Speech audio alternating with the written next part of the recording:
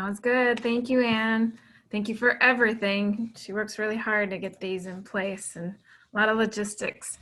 Also want to send a shout out to Emily Yar, who's on the line here today. She's from the Department of Education, and we are so grateful to MDE for allowing us to use their Zoom account. We don't have one yet, and it's just so much better in Zoom. So it's a sign of a really great partnership right there that MDE is helping to support us with this meeting today. So thank you to Emily and to MDE. And everyone else that's been engaged with this. I know Marianne Wygant from Learning and Development also does a lot of work behind the scenes on this. Gretchen Ikema has been supporting these as well. So my name is Alyssa Klein, VRS Transition and Pre-Employment Transition Specialist. So I want to welcome all of you here today. As Anne said, this is our third meeting, which you have the benefit of us figuring out what worked and what didn't in the other two. So this is going to be the best one yet. I also want to just say, I apologize that this is a whole day. Originally, when we set these up months ago, we were naively optimistic in hoping that we could hold these in person. And of course, that could not happen. And just due to timing, just logistics with all the other meetings happening and the new school year starting, we had to leave these in place for a full day. So, but we will give breaks. We'll have an hour over lunch. I think it will go pretty quickly, even though there's a lot of information to share, but also really hopefully helpful information to all of you. So I also want to introduce or have my co-host with me today, Chris McVeigh, introduce herself. Good morning, everybody. I'm Chris McVeigh. I am the Director of Strategic Initiatives, and I'm really glad to be in this meeting with you, spending the day just sharing information, but also having opportunity to hear from you, and the collaboration between yourselves, community partners, today I think is going to yield some really great results. So good morning. I do want to note, I did see at least one of our community partners on the line this morning, and I know maybe it was a little confusing when you're registering. The morning time is from 9 till noon. VRS staff will be doing some internal updates related to policy and guidance and some communications. And in the afternoon, we'll be with our community partners. So just wanted to make sure everyone was aware of that. I'm going to go over the agenda right now. So this morning we'll have a welcome from Dee and from Chris, some opening remarks from them. We will be going through some updates to our Chapter 7 guidance materials. Then we'll also go through some communication updates. There's a lot to report there. And we'll have some time at the end of the morning for local team discussions. And then we'll take a lunch break, and then we'll return together at 1 o'clock. And again, our community partners that chose to engage with us today will join us. We'll have another welcome to all of them as well. We'll talk about the professional and technical contract updates that are happening right now. And I'll do a little training with you related to Pre-ETS authorizing and invoicing, because there's a lot of questions related to that. And then also have some time for local discussion. So our community partners, when they registered, chose which of the VRS teams that are represented here today they wanted to engage in some localized discussions. So there'll be the teams along with some providers joining each team, and that will be fun as well. So, okay, with that, I am going to hand it over to Dee Torgerson, our VRS director, to say a few words. Hey, thanks, Alyssa. Good morning, everyone. Welcome, Metro VRS staff, everyone supporting all of our pre-ETS work. And I also want to give a huge thank you to Alyssa and the work that she's done. Actually, it's been sustained heavy lifting over the past several years.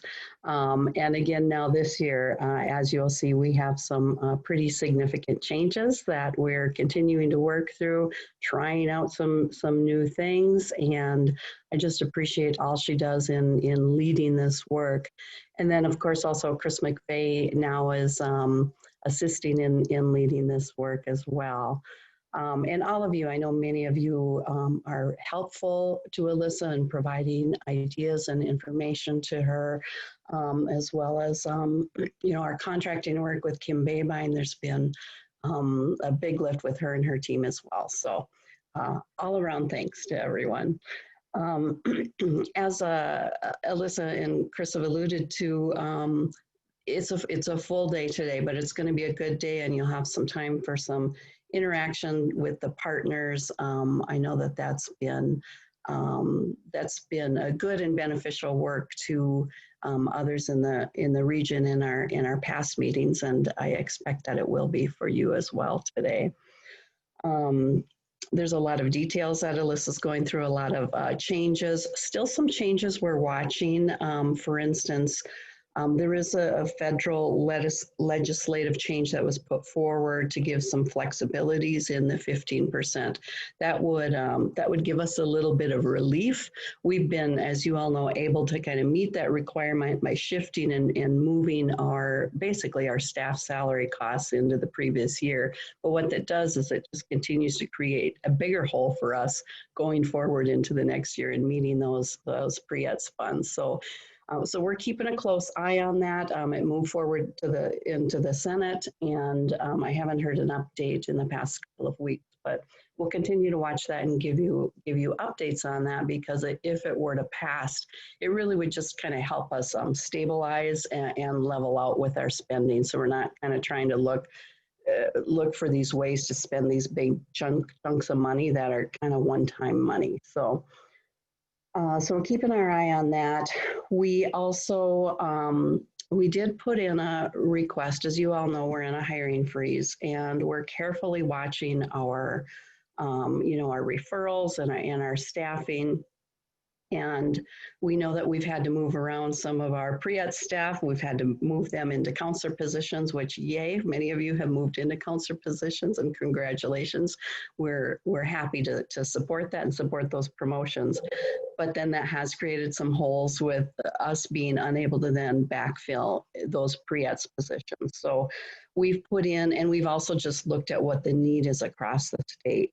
We've put in the exception request.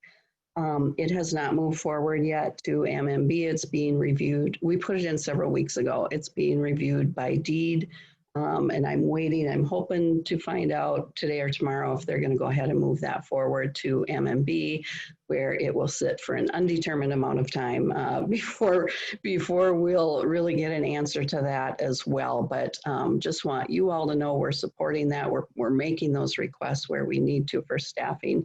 We want to help augment that staffing. We know that there are pockets where we don't have providers and don't have enough people to be doing the amount of outreach that we need to do to those particular schools. And we also know that there are areas where we need help, getting the referrals to the providers as well, and identifying those students and doing that work. So that is on the way. Everybody will be, you're the first group to know, but I'll be sending out a message. I'm hoping to get that later today. We have about 318 people on our wait list. About 20 of those are in category 2, the rest are category 3. And there's 50 some, I think there's about 52 of them are students. So we've been working closely with the RAMs and the regional directors, looking at the capacity of all of the teams. And many teams have capacity because our new applications have been down. Some teams don't have capacity for a variety of reasons, including staffing. But in looking, we had everybody look through the wait list and determine whether or not they were going to be able to serve those on their team in the wait list. And we are able to do that. So we will be very shortly, we'll be moving forward this week with clearing off everybody on the wait list. So just a clarification, we are not yet, Chris, woo, I mean, that is very good news. Some of those folks have been on the wait list for many years. We are not yet opening categories. So categories, we will continue with only category 1 open, and then we will reassess in a few months. There's a lot of unknowns right now. And so we're trying to make decisions based on what we're seeing at the time. Even going into this next school year, we're not sure what that's going to look like. It sounds like most of the people you'll be serving are going to be in distance learning. So it'll be similar to last year. You saw a message earlier this week from Evan Rowe that we are all going to be in remote services through the end of this year. So we're not going to be allowed to go into the schools by our own agency. We again did put in a request for some exceptions to that because we also recognize that there are people that we can't serve remotely. Either they don't have the technology, they don't have the supports to use the technology, they don't know how to use the technology, or some just prefer. We've heard some are just saying, you know, I'm going to wait until you're able to meet with me in person. So I don't know when that will be. We put in a request for that to be an exception for us to be able to meet with those people that were unable to serve remotely. And again, we do not yet have approval on that, and I don't know when or if we will get approval on that. So again, as we get more information around that, we will let you know. So with that, just thank you to everybody for hanging in there, hanging in times and trying to make decisions and move forward and being creative in our thinking in these times where, you know, we don't have a roadmap on what this is supposed to look like. We're making it up as we go and doing the best that we can. So I appreciate all of you and all of the work that you do. And I'm losing my voice, so it's probably time for me to check out and hand it back over to Chris McVeigh. Thanks, everyone. Good to see you. Interpreters as well. So if the people using the sign language can find Susan, find the ASL interpreter waving, and start watching her. Hi, everybody. Thank you so much, Dee. You know, this is going to be a great day. There's a lot of content in the morning that we need to review in terms of updates that are crucial to the work that you're going to be doing this school year with your students, whether you're a pre-ETS rep, whether you're a transition counselor, whether you are a placement professional that's serving and supporting students via our tech. We are really glad that we've got all of you in this meeting today. What we really find is with pre-employment transition services and the adjustments that we've made along the way is we're just going deeper and deeper into supporting students in planning for their future, trying work, connecting to careers, connecting to businesses that are interested in hiring them. And so when I think about where we were 4 years to go to where we are now, it's pretty amazing.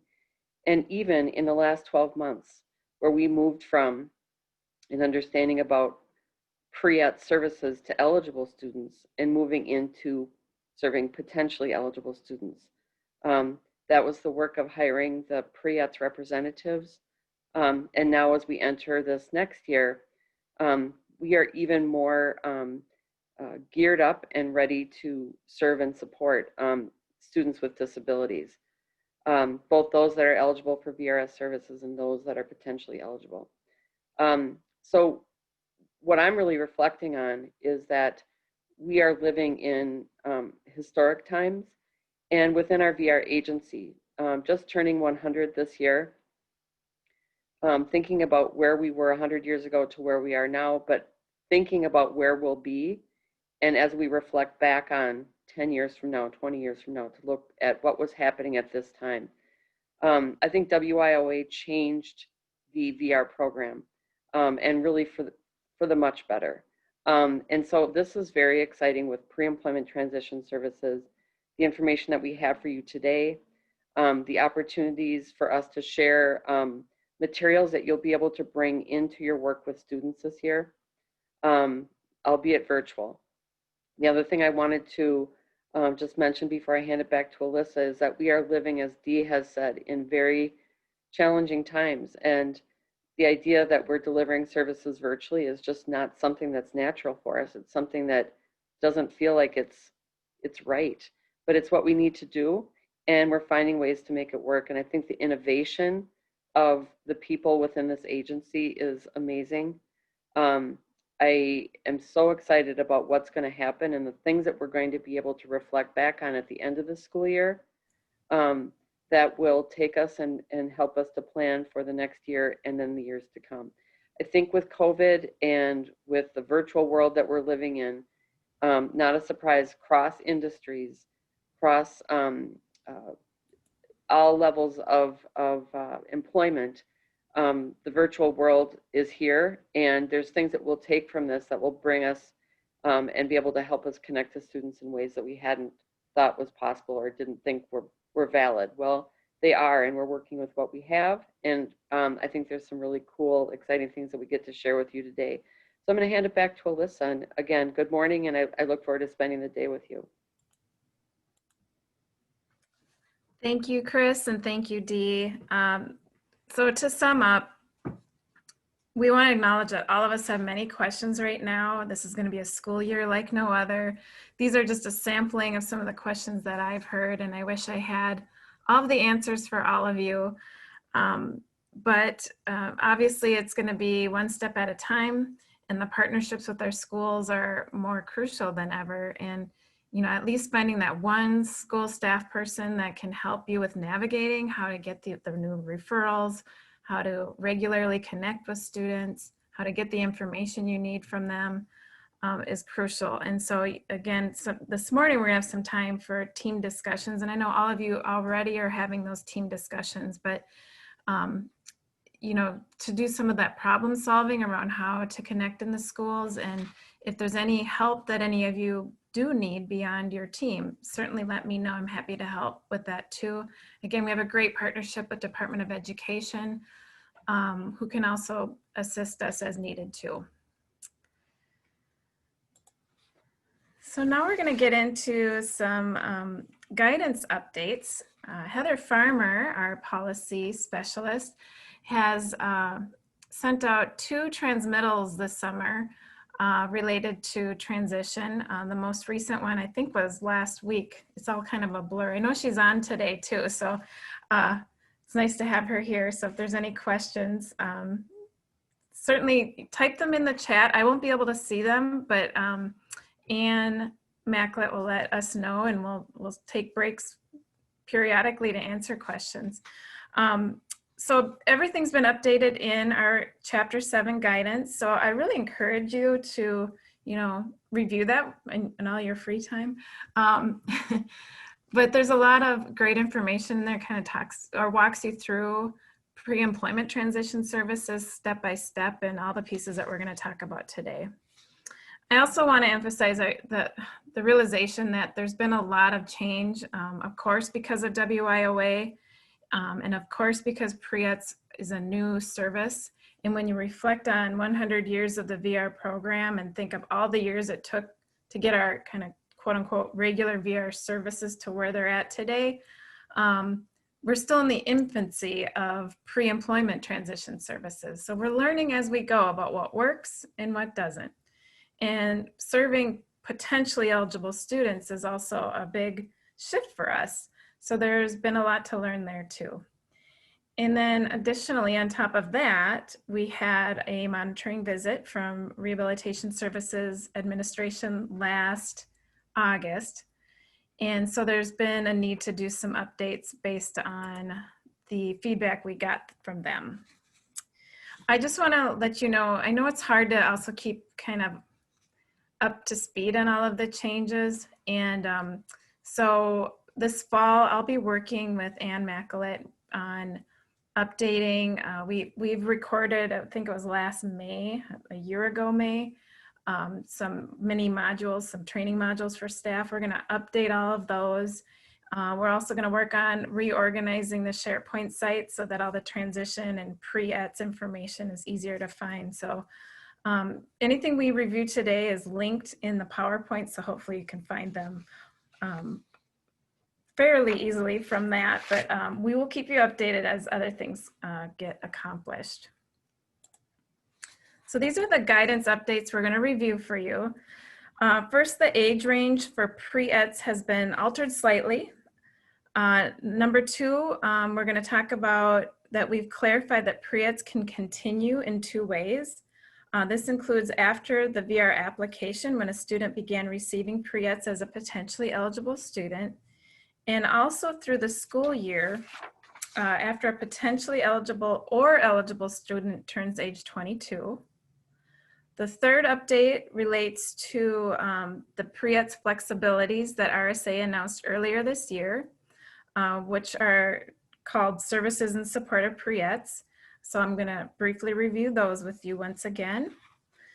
Number four, we're now going to need documentation for students to be able to continue to receive pre-ETS if they're going on to post-secondary education. And so we'll review what that documentation is. The fifth update is related to some of the feedback that we got from RSA during our monitoring visit. They said that we needed to change our process in order for students who are on our VR wait list to be able to receive pre-ETS while they're on the wait list. This will involve a new process for our counselors, which includes providing pre-ETS at all intake interviews. Number six, there are some occasions, although somewhat rare, when VRS is asked to provide funding support for students who wish to take college courses while they're still in high school. And so for this reason, we're updating our guidance, or we did recently update our guidance to clarify when VR funding can be applied for what is called dual enrollment. Number seven, we recently got welcome news from RSA on expanded ways we can receive disability documentation for potentially eligible students. So I'll review that with all of you. Number eight, I'm going to say a few words about a new, it says pre-ETS application coming. Actually, again, that was announced last week in Heather Farmer's transmittal. And we'll talk about the new pre-ETS application for potentially eligible students. And last but not least, we have an updated pre-ETS desk aid that we'll review with you. So now I'm going to hand it over to Chris, who's going to get us started on our updates. Okay, let's dig in.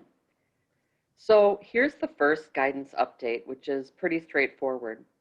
Through our the RSA monitoring visit that we had last August, we learned that we needed to update our age range for which students can receive pre-employment transition services. We started with grade 9 because that's how the Minnesota Department of Education, or MDE, defines the age range for students who receive transition services in the state of Minnesota.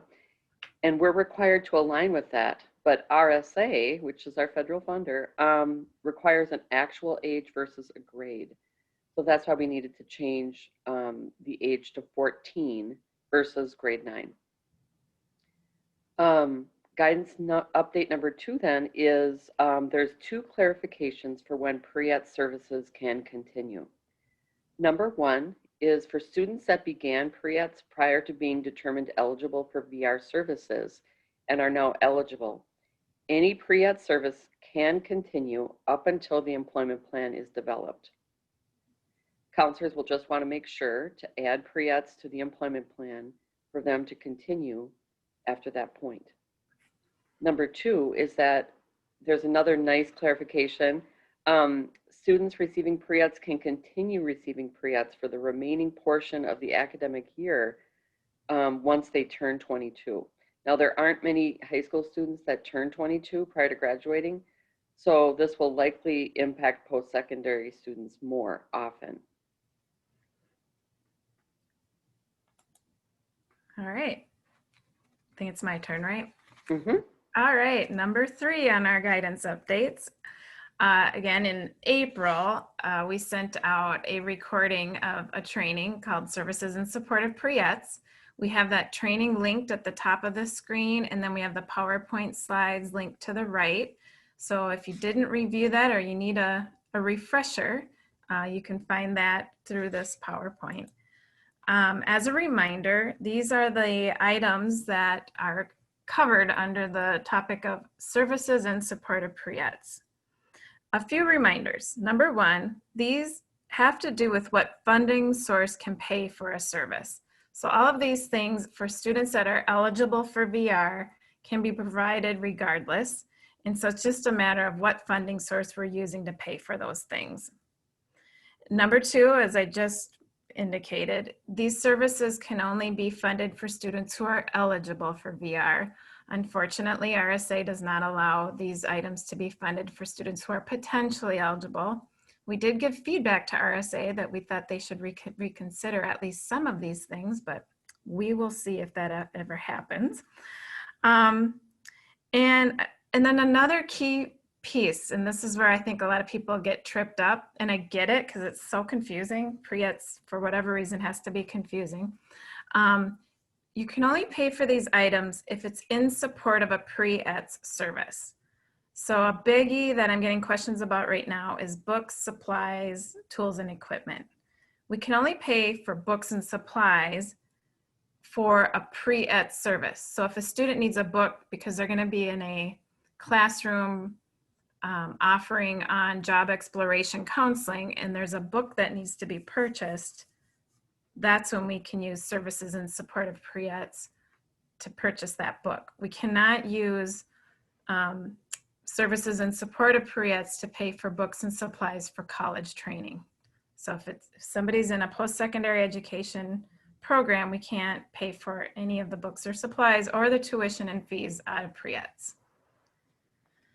So just to go through these all real quickly, counseling and guidance is pretty straightforward. That's mostly, you'll be considering that when you're charging your time entry if you're providing counseling and guidance in support of pre-ETS.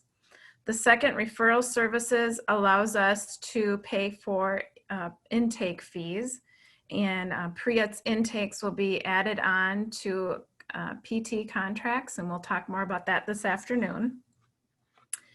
Number three is maintenance, which I can see mostly impacting purchasing uniforms, clothing, or shoes for students who might need those items for a work experience. Number four is transportation services. So if they need financial assistance to get to and from, say, a work experience or another pre-ETS service, then we can fund that out of services in support of pre-ETS. Personal assistance services is most commonly PCA. And I would say that that one will be pretty rare because oftentimes PCA services are funded for those that we serve through DHS funded programs. But in the case where a student does not have that funding and needs that PCA or personal assistance service to participate in a pre-ETS service, that's something that we could possibly pay for. Work-based learning coaching is the biggie, I think, on this list. It allows us to fund for the coaching that a student might need in order to participate in a work-based learning experience. Again, some questions that I'm getting about that one is, if a student is getting a quote-unquote final job that we're, typically we would use PBA to fund for the job search assistance. And then once they get that job, we would not use work-based learning coaching, even if the student is still in school. We would use regular job coaching out of VR dollars. And we're going to review that this afternoon as well. And we already covered books, supplies, tools, and equipment. So again, I recommend that if you still have questions that you review the training that's linked on this slide. Okay, well, let's move on to the fourth guidance update then. As you know, we can provide pre-ETS to potentially eligible or eligible students that are in post-secondary education. Up until now, we have not required any documentation that confirms a student is indeed enrolled in post-secondary education, but we've received confirmation from RSA that we need to do that. The next 4 slides will review new information on what documentation we need to have in the case in order to be able to provide pre-ETS to students that are enrolled in post-secondary education. As it notes here on the slide, there must be documentation that the student graduated from secondary education, that the student has been accepted into a recognized post-secondary education institution or program, and that the student has told us their intention or confirmed that they have accepted the invitation to enter the post-secondary program.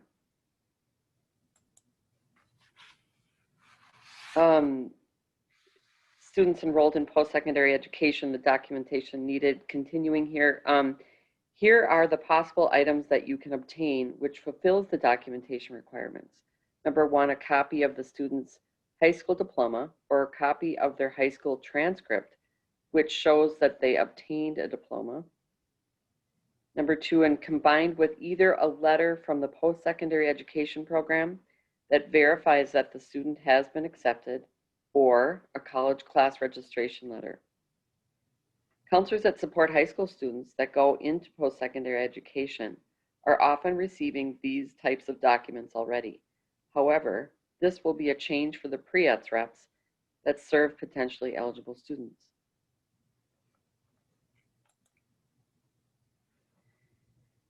The nice thing I have to report is that you have an alternative option for obtaining documentation where there will be a significant delay in obtaining the documents listed on the last slide. In these cases, you can receive verbal or email confirmation from a secondary school that a student has graduated, or from a post-secondary institution that a student is enrolled in that program. In these cases, VRS staff must document this verification in case notes, and this slide reviews what needs to be included in the case notes. And then one more thing. We have a few questions about what we do when a student takes a gap semester or a gap year. The short answer is that we can still provide pre-ETS to these students, and the length of time of the gap doesn't matter. The key is that we have documentation that the student has graduated high school, that they've been accepted at a post-secondary education program, and that there is a seat or spot being held for them. This can be in writing or verbal confirmation that you get from the program. So we would like to take a quick break to do a poll with all of you. And we'd like to know how many of you have provided at least one pre-ETS service to students who are enrolled in a post-secondary education program. And Anne is going to pull up the poll.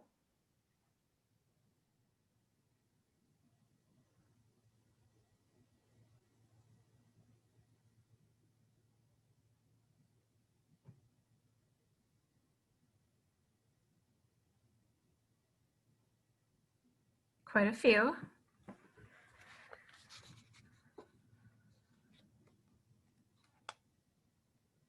Okay. Almost everyone. We got a good portion of people having voted here.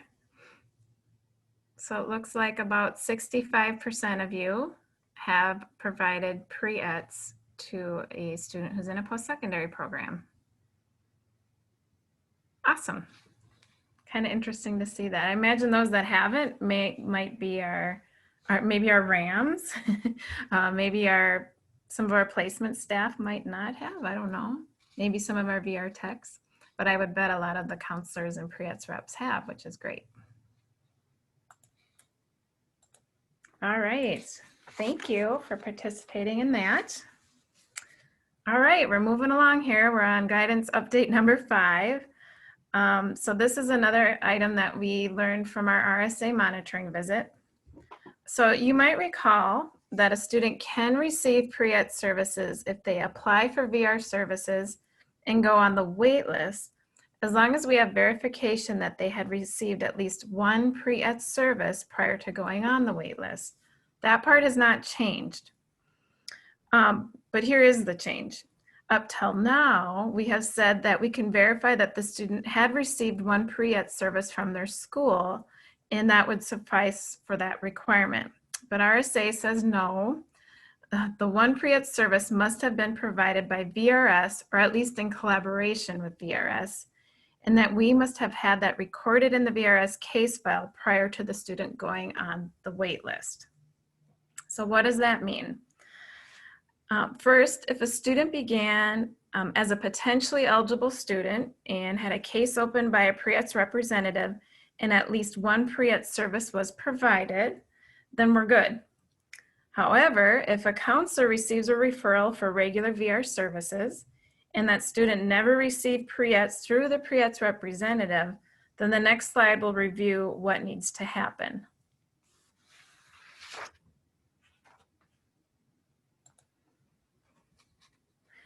Counselors are going to want to provide at least one pre-ETS service prior to determine eligibility and priority for services.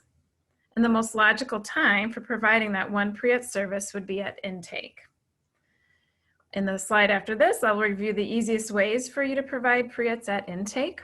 But know that the way you would document those services is by indicating that service in your case note and then choosing the applicable pre-ETS case note category. As you all might recall, it's really crucial that we document all non-purchase services, so services you as VRS staff provide, by using the proper pre-ETS case note category.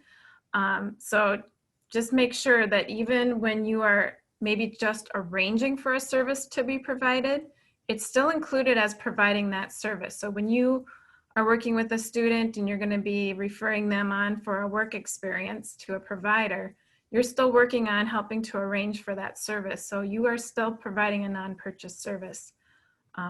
So anyway, just keep in mind, make sure that you're using that case note category. So again, I'm going to restate this. Counselors, if a student referral has never received pre-ETS from a pre-ETS rep, then you'll want to provide one pre-ETS service at intake.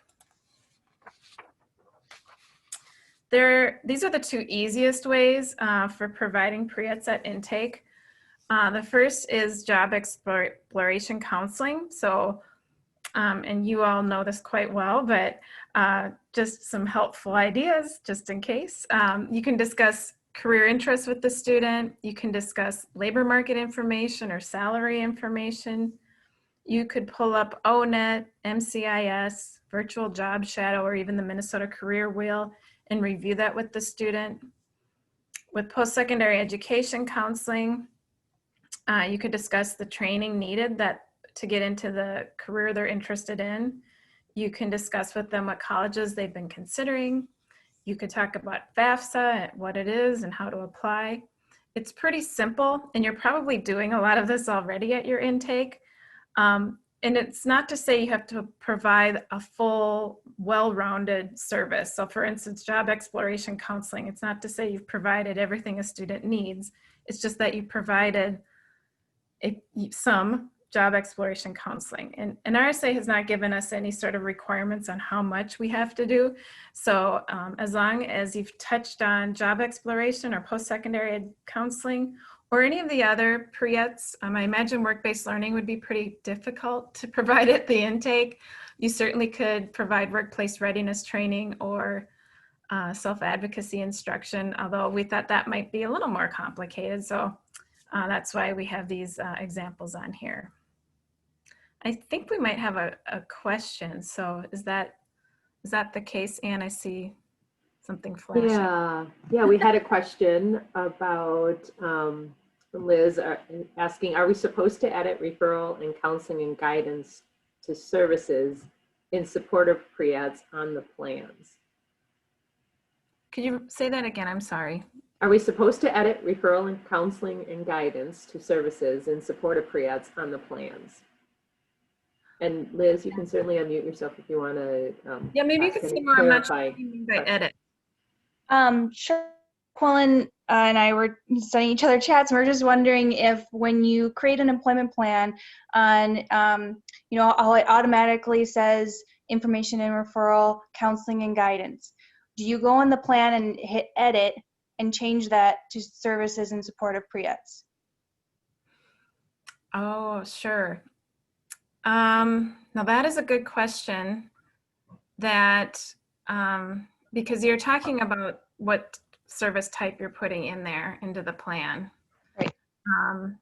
That's a tough one because sometimes it might be pre-ETS and sometimes it might not be. Let me get back to you on that because I know you can choose more than one pre-ETS service, but I'm not sure how that can work if it's with a non-pre-ETS service. Let me get back to you on that and I'll make sure it gets sent out to everybody, okay? Nobody's asked that one yet, so. Well, Quillen was the one that asked me, so. Good question, I Quillen. Yeah, thank you. Right. Dump the presenter today. We'll get back to all of you on that one, okay? Unless somebody else has the answer, but I'm not quite sure. I want to make sure we give you the right answer. So, any other questions right now? Not that I see. Okay. Keep them in there. If you have them, put them in the chat, please. Yes, please. Okay, we have another poll. So this is a question related to what we just talked about. So have you provided pre-ETS or made a referral to a pre-ETS rep for a student on the wait list? So if you've worked with a student on the wait list and provided pre-ETS to them, or referred a student on the wait list to receive pre-ETS, you would say yes.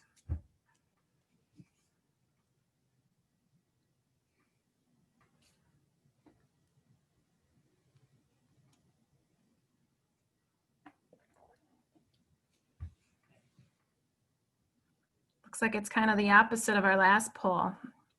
Not as many people have provided pre-ETS to students on the wait list.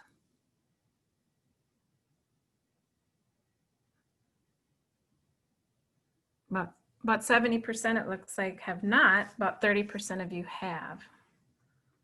Okay, that's kind of interesting. Thank you everyone for participating in our second poll for today. Okay, I think the next slide goes to Chris. Sounds good. Okay, so the sixth guidance update is a scenario that comes up from time to time, although not very often. That scenario is when a student in high school or 18 through 21 transition program wishes to take post-secondary education coursework while they are still in secondary education. The official term for this is dual enrollment. In most cases, the high school will cover the costs for dual enrollment, which is why we aren't often asked to cover those costs. However, there are times that a school is not able to cover those costs. RSA has clarified that VR programs can assist with funding under certain circumstances. The next few slides give you guidance on the circumstances that VRS can assist a student eligible for the VR program with funding for post-secondary education dual enrollment. This information will be included in the next transition guidance update that will be announced by Heather Farmer, and it sounds like that has happened. Our policy specialist within the next few weeks. So yep, we were basing this presentation starting with the North, which was a couple of weeks ago. So that information has already come out. So number one, does the student qualify for the post-secondary enrollment option or PSEO? Sorry for the phone. The high school and post-secondary education institution make that decision, and the link on here, the slide, takes you to the MDE document that reviews the requirements for PSEO. But VRS counselors should be sure that this has been explored first.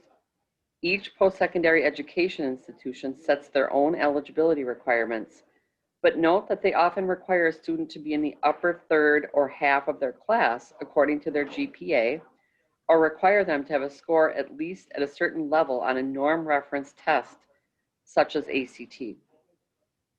So number two, if the student does not qualify for PSEO, VRS counselors should consult with the special education staff at the high school or transition program to see if they're able to support post-secondary education through an IEP. Note that if a student wishes to have post-secondary education coursework supported as part of their IEP, the school will follow the same MDE guidance that's linked on the page on this slide in making a decision as to whether it would be considered to be necessary for free, appropriate public education. There's a section in this document that reviews when a school can support post-secondary education as part of an IEP. So then the next slide, for number three, if the post-secondary education coursework cannot be supported as part of the IEP, then VRS may support it. First, there should be an IEP team agreement that it makes sense for VRS to support this while the student is still in secondary school. When there is this agreement, VRS would add the service to the employment plan and fund it based on the student's CFP and other VRS post-secondary funding guidance. Note that individuals are not eligible for federal and state financial aid until they've obtained their high school diploma or GED, so high school students would be exempt from that requirement. This should be documented in the VRS case record. And then here are some additional considerations for VRS when funding for dual enrollment. We have a list of questions to help guide that discussion with the IEP team.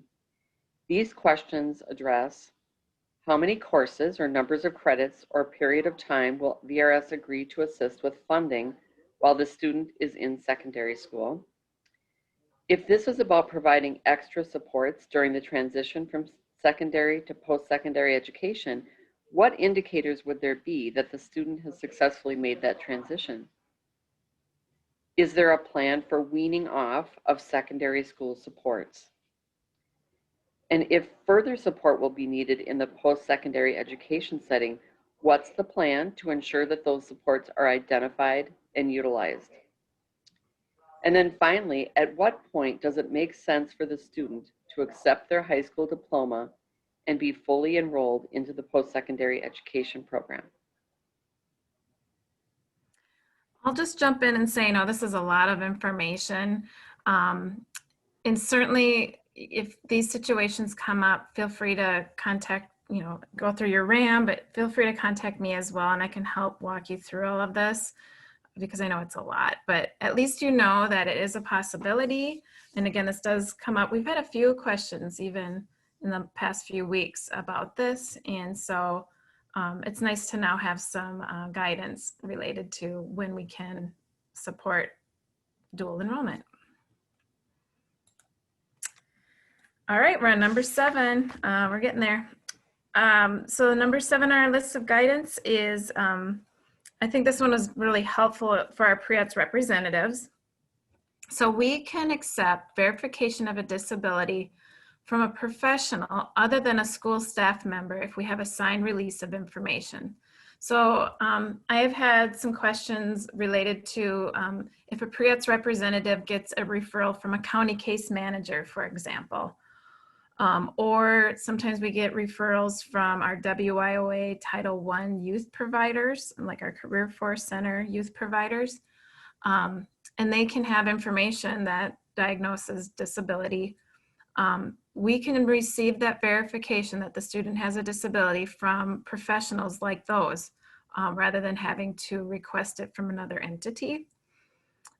So examples of verification would be a verbal or email confirmation of the disability, and then the VRS staff just records that confirmation in case notes.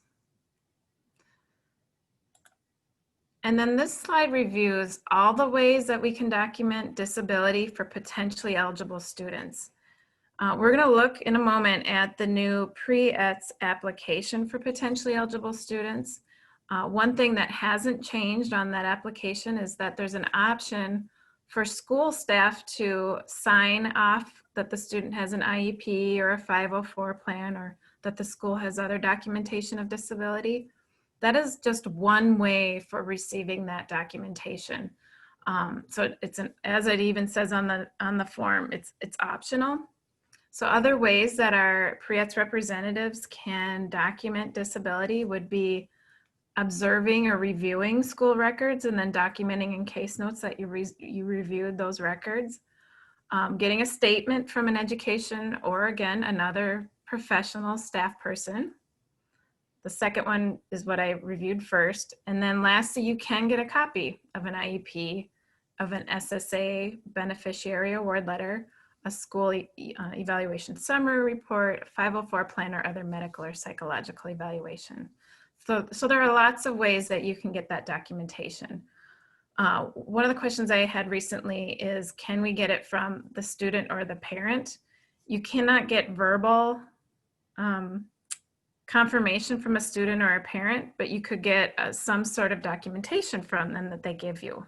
Something that just shows, again, it could be any of these things that are listed in the third bullet here, like the IEP, or just something that documents that they have a disability. Oh, it looked like we had a question. Is there a question that we should answer now? Yeah, Jillian actually had a question, and it kind of might have been a follow-up to Liz. So she had asked about documenting the pre-eds in the case notes, that Workforce One won't let us check any pre-notes or pre-eds case note categories unless we have them in the plan. Is that correct?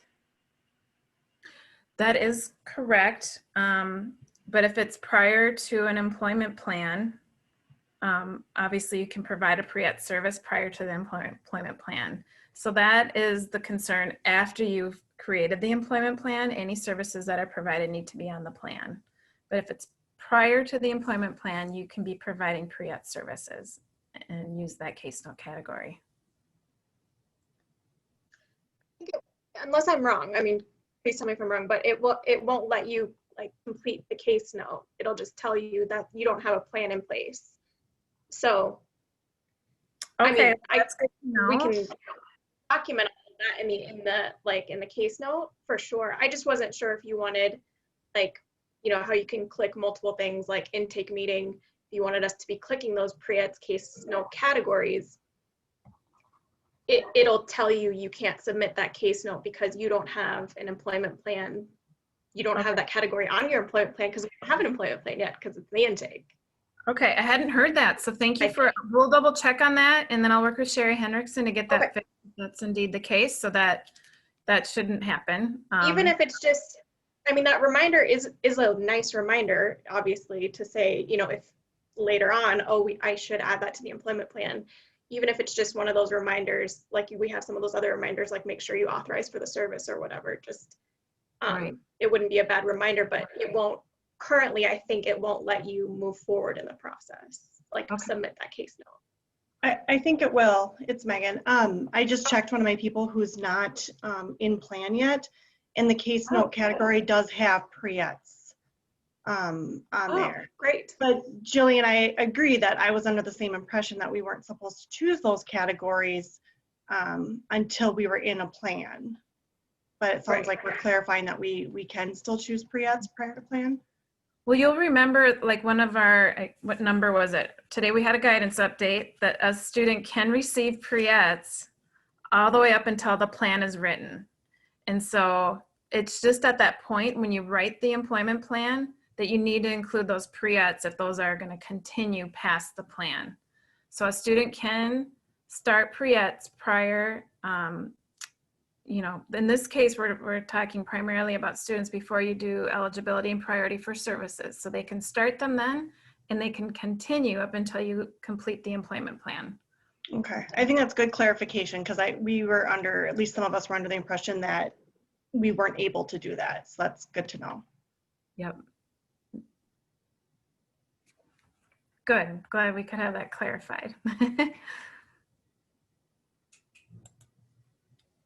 Okay, should we move on, or is there another question, Anne? That's all I see right now. Okay, thank you. All right, so the new pre-ETS application.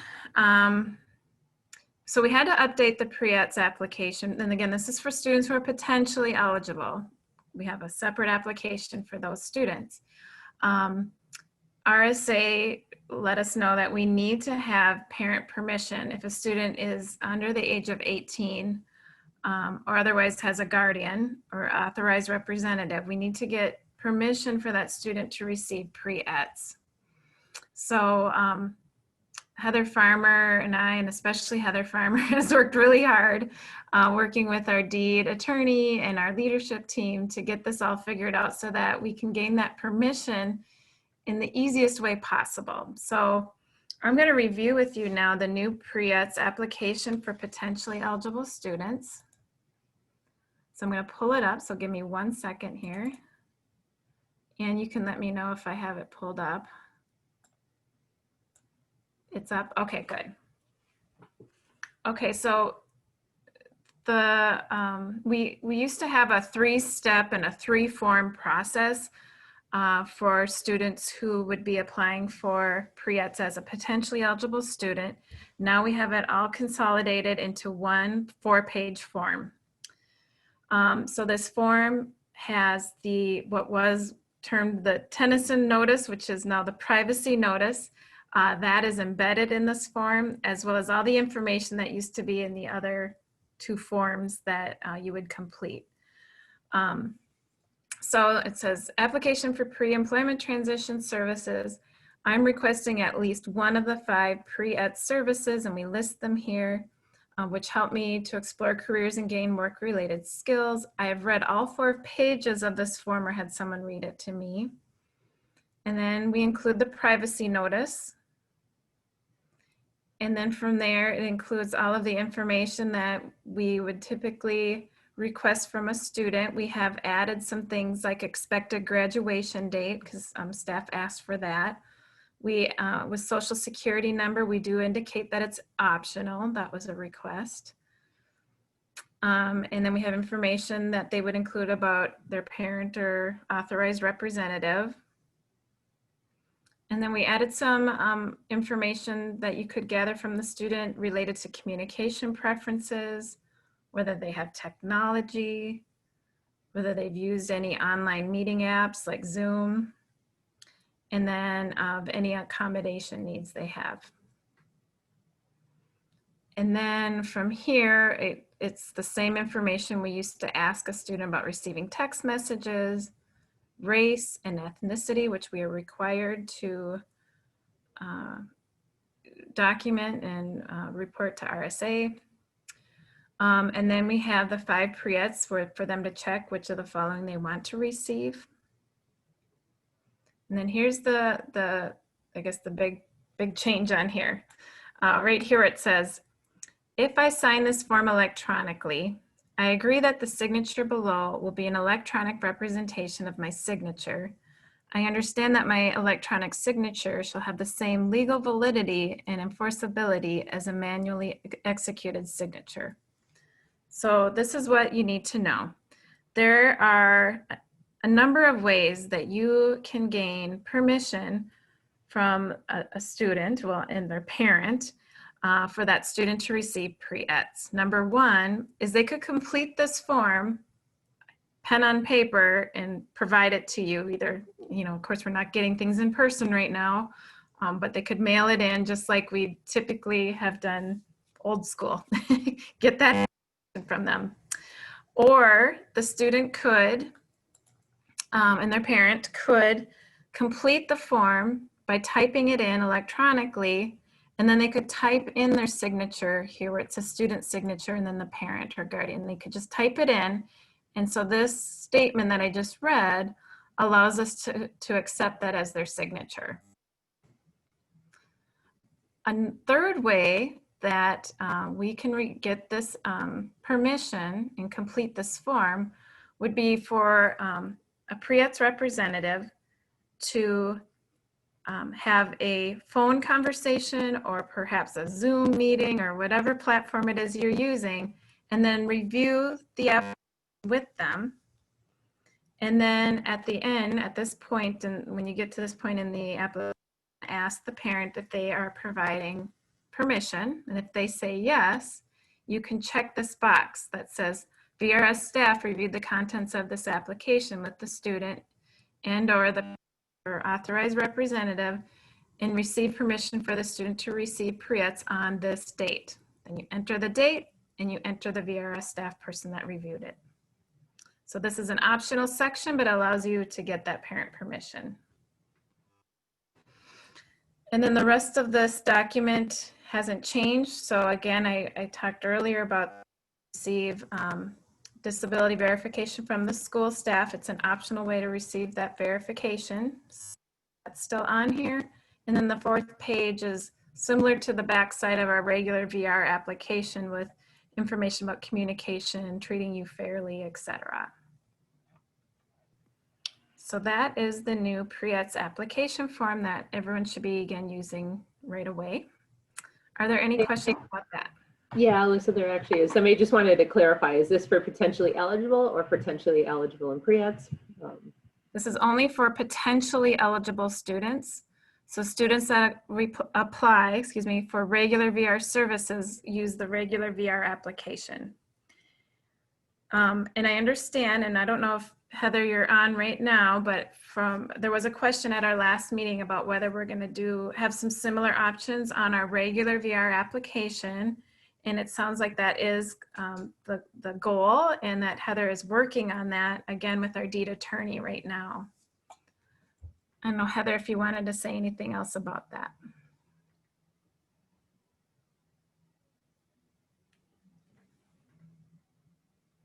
And she might not be on right now, so anyway, that's what I understand, is that the hope is to also have the same language on our regular VR application as well.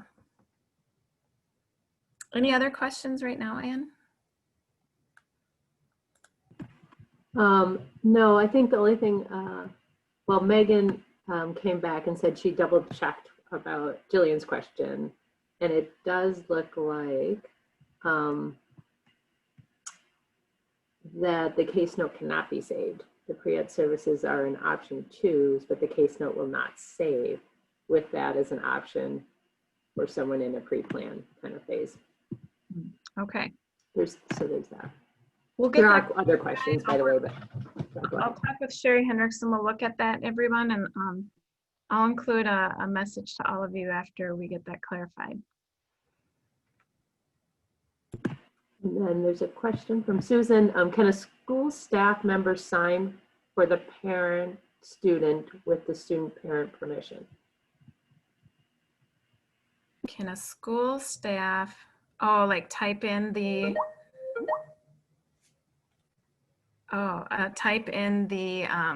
parent signature? Oh my. Yeah, with the parent permission. That's a good question. Okay. Let's see. Now, Heather, I know she did answer another thing here in the chat. She did say, in terms of, yes, it's a work in progress. We're working on the regular VR application. In terms of a school staff, so if the school staff person is working with a student and they're completing the application with that student, and the parents said, yep, it's fine for you to type in my name into that application. Heather, do you have advice on that one?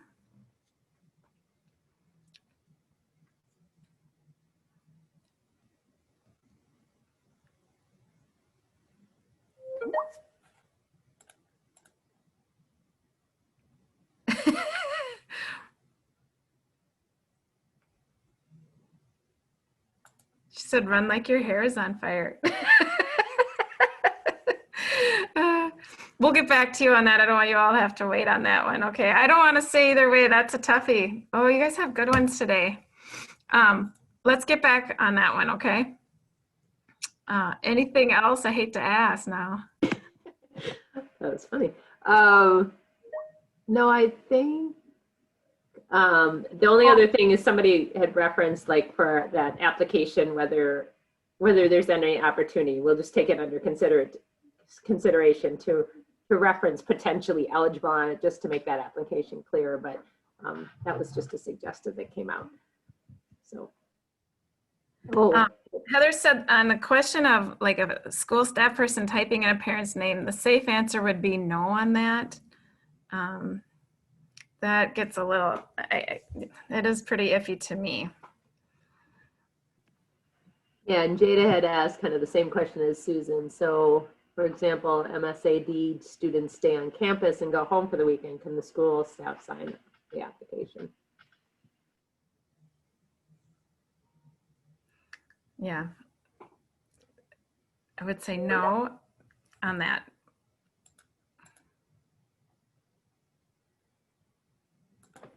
I would agree.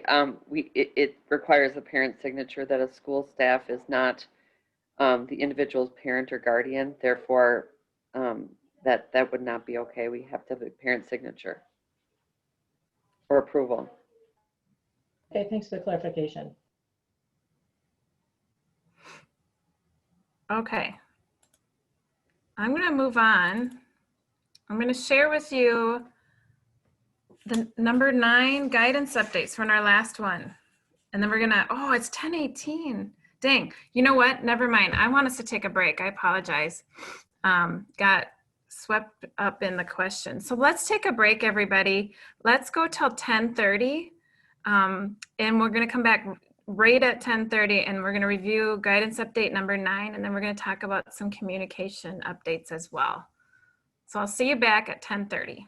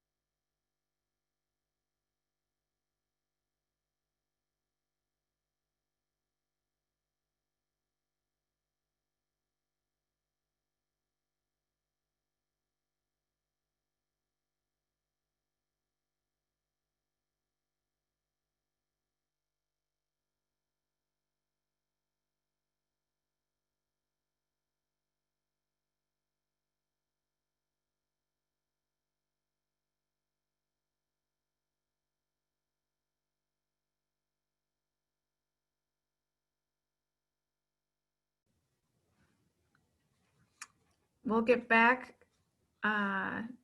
to our content for today. One thing that Dee reminded me of, I'm going to share with you really quick, comes from our transition guidance materials. I'm sharing that right now. This is page 27 of the transition guidance, chapter 7.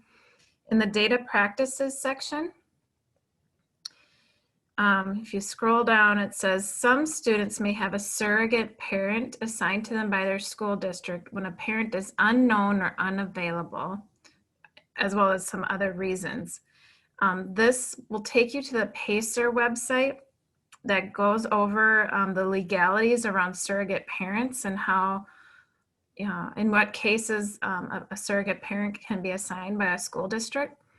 So that might be something in cases where there isn't a parent that's engaged, or in the case that Jada brought up at MSAD, there might be cases when, if the parent would like for the school district to sign off for a student, they could assign a school person to be a surrogate parent. So just wanted you to be aware that that is an option, and that could be something that's discussed with the school and the family in cases where getting parent permission or signatures, etc., is hard to do.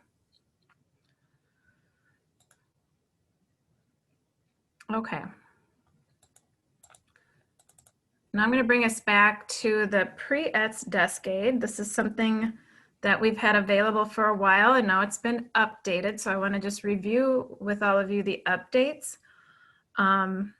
Just so you know, we are working with the administrative office in St. Paul to get all of these, or to get this document printed for every staff person. So teams should be getting a stack of them sent to you very soon. Of course, you're gonna have to work out within each team how everyone can get those copies, but they are being sent out if you want a hard copy, one for every staff person. Okay, and just as a reminder, this desk aid helps you with everything on the left side of the document, is to help you with looking at what things you would charge your time, or in the case where you actually have expenses and are traveling somewhere, expenses as well. And so it goes through the 5 required Pre-ETS services: job exploration, counseling, work-based learning experiences, etc.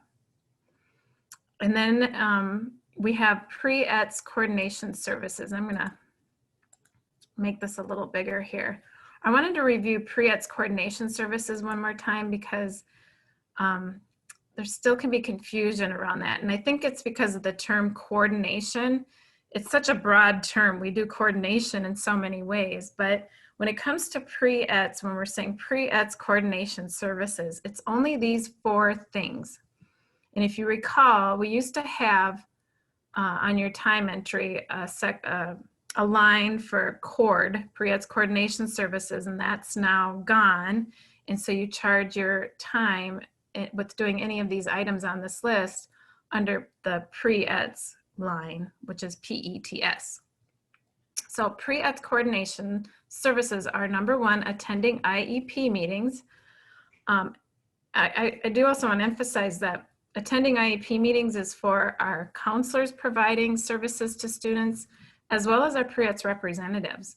I know I've had some questions about whether Pre-ETS reps can attend IEP meetings, and I would say absolutely, that's important if you are serving a student who has an IEP. Developing work experience opportunities with employers and career force partners.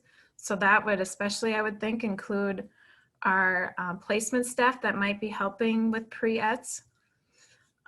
Working with educators to coordinate Pre-ETS. So those could be kind of more high-level meetings. I think that especially you might have in the fall coming up, where you're talking about, how we're working together, how we're getting Pre-ETS set up for students, etc. And then finally, attending person-centered planning meetings for students who have Medicaid waivers. So Pre-ETS coordination services are those 4 distinct activities. And then we have Pre-ETS authorized services. And on here now we have linked a document that's called, it's a terrible title, I admit, but Staff Time Expense Charging Items Toward Pre-ETS Authorized Services. I'm going to pull up that document real quick. If I can find it, give me a sec.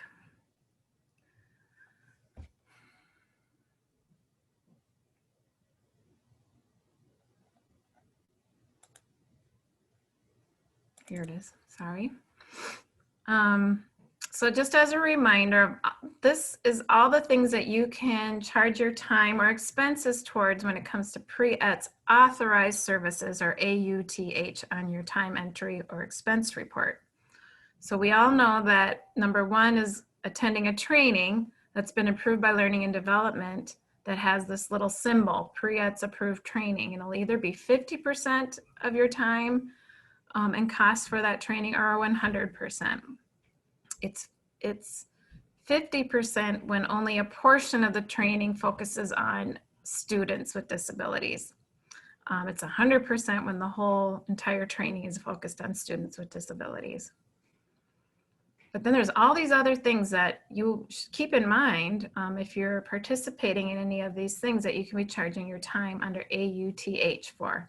So if you are working with a group to prepare for a job fair for students with disabilities, or a work skills day, a transition fair, any sort of pre-ETS related event, any of that time planning for that and the event itself can all be under AUTH. I'm going to skip through some of these because they don't apply to as many staff. Some of you are involved in Project Search. So if you're attending a leadership meeting, that's kind of more of a broad meeting about the whole entire program and not just about one student, your time attending those meetings can count. Some of you are involved with the Employment Capacity Building Cohort, or ECBC. Your time attending those meetings can be charged under AUTH. If you're delivering training to school staff, you might be just giving a presentation on VR services, or some of you might be involved in MRA and some of these other trainings that are delivered. Your time can be charged to auth. Let's see. If you're involved in the policy team and we're working on policy related to pre-ETS, that can count. CTIC meetings and any other regional efforts related to pre-ETS or work experiences. So anyway, you might want to review that as you're considering your time charging.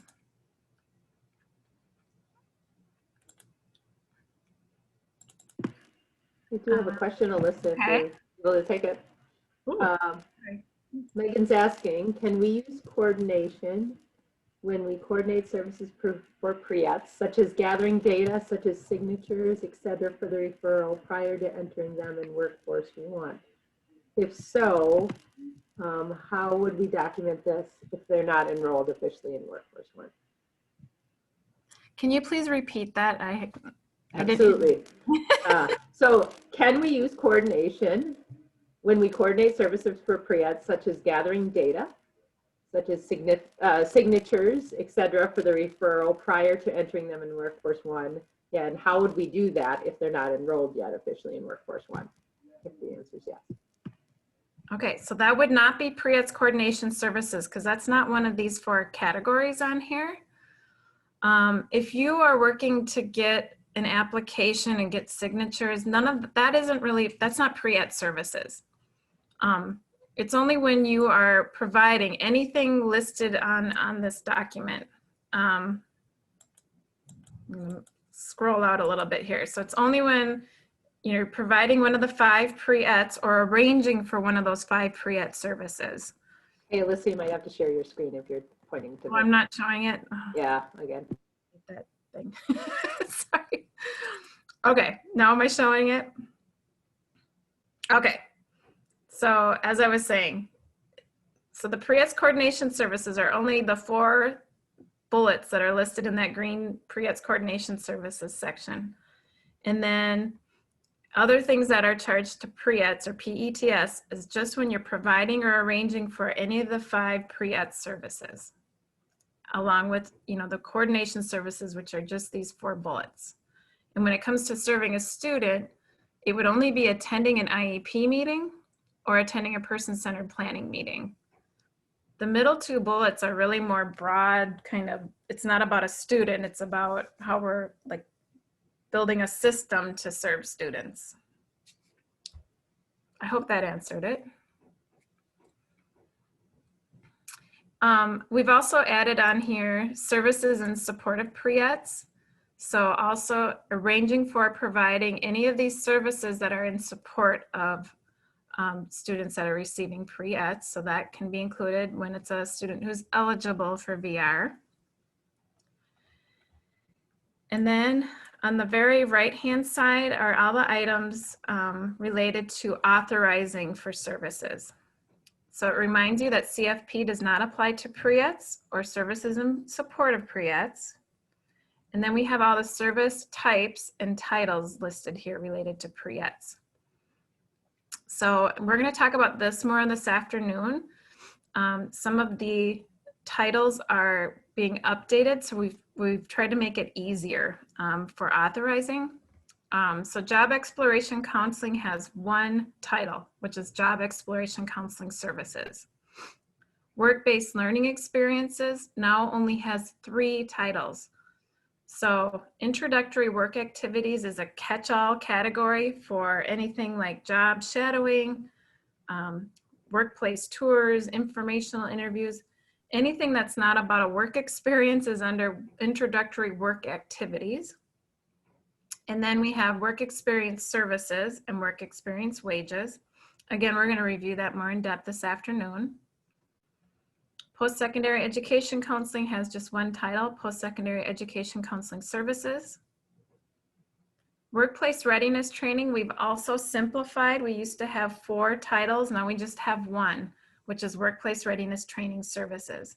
So if it's going to be independent living or soft skills services or job seeking skills training, anything that was listed separately in workplace readiness training is all under 1 title. Now, just as another thing to keep in mind that this is not updated yet because the contracts have to be updated. And so again, we're going to talk about that more this afternoon. We're in a period right now where contracts are being amended. And you'll get notified once contracts are amended, and we'll be updating the services types and titles spreadsheet on Workforce One once these will come into play, but these will be the new types and titles. Instruction and self-advocacy just has 1 title. Pre-ETS auxiliary aids, those are supports for individuals that need communication related supports. And then we have the services in support of pre-ETS and the different titles that are listed there. So anyway, just wanted you to be aware that this can be very helpful to refer back to when you're doing time charging or authorizing. Okay, let me go back to the presentation.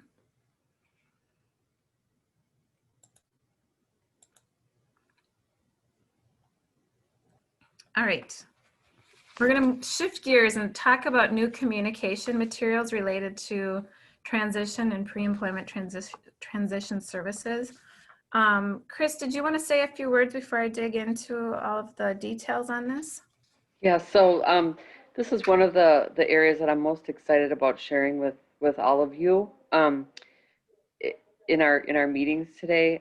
Tools and things that you can bring to your work with students this year, and helping them to understand what are the services that we can offer, why would they be interested, what matters to them.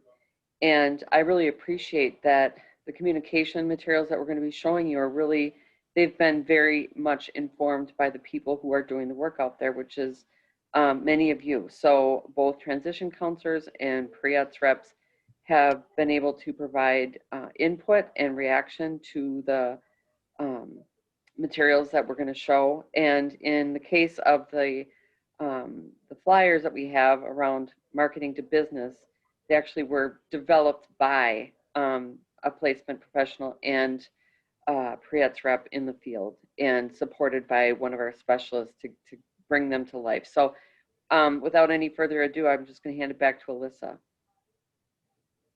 All right. Well, I think what I want to start with first is one of 2 new videos that we're going to have available for all of you to share with students and families this fall. We're going to watch this video here.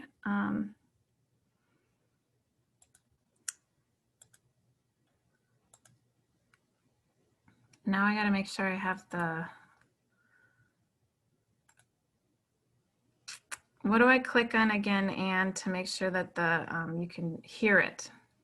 So just before you share your screen, you have, when all your options come up, there's a little checkbox that says share computer audio. You see that? So do screen share, and then down below is a little check. Did you find it? Nope. Oh.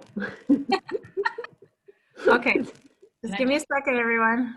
Is it also captioned? You have the It is not captioned, so hopefully our captionist will be captioning along. It will be captioned, so we're showing it to you before all of the accessibility features are available.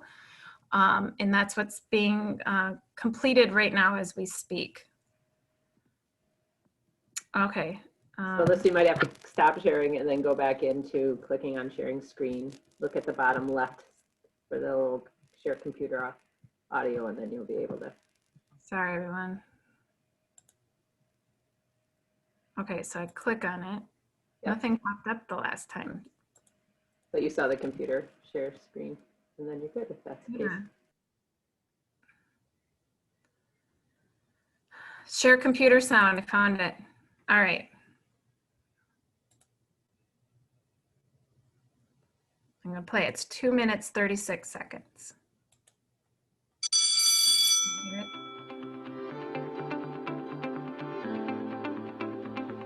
Meet Jordan. Hi there. I'm excited to be busy earning money and getting hands-on experience at an animal shelter, which is related to the job I've been dreaming about ever since I was little, being a veterinary technician. Jordan, alongside thousands of other Minnesota high schoolers, would never have had this opportunity to earn money trying out jobs if it weren't for the VRS Student Career Services program. These career services are available to students who are ages 14 through 21 and who need extra support to be successful at school or work. VRS partners with high schools to arrange for or provide any of the following 5 services at no charge to students. First up, we have job exploration. What have you always wanted to do? Even if you have no idea, this is where you'll find out your interests and strengths and narrow down a list of your favorite jobs. Now that you have a list of your favorite jobs, maybe you would like to try something out through a work experience. Whether you want to become a vet tech, welder, mechanic, or nurse, you will have the resources and support you need to pursue your career goals. This can also lead to paid jobs where you can earn money to save for a car or college, or just have cash to pay for what is important to you. Not sure how to get a job?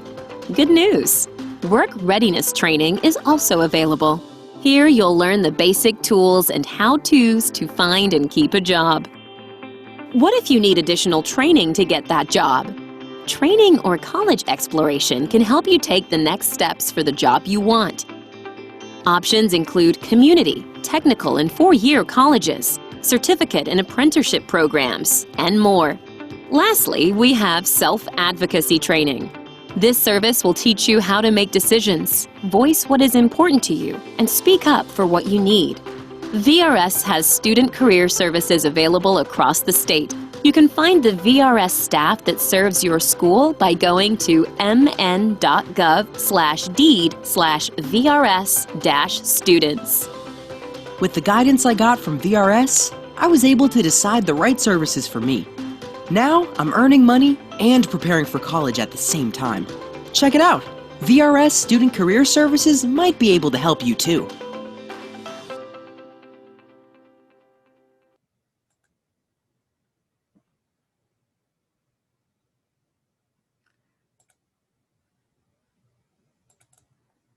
Okay, so I hope you all like that. We've received quite a few positive reactions so far. Again, as Chris said, we had a lot of input from staff and even Department of Education as well. So you'll notice a few things in that video. Number one, when we originally were putting it together, we were wondering if we should have two separate videos.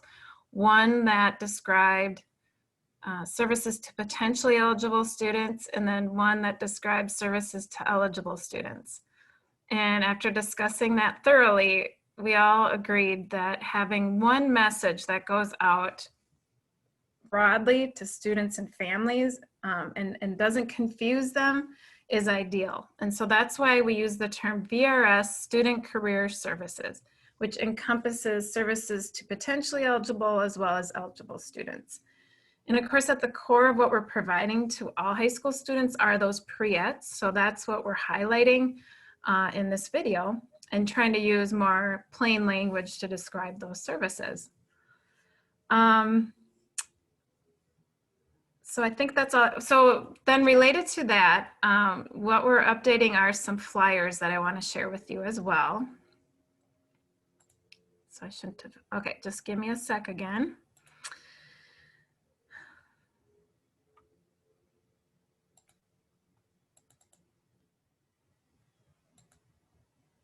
And can you see what comes next brochure? Okay.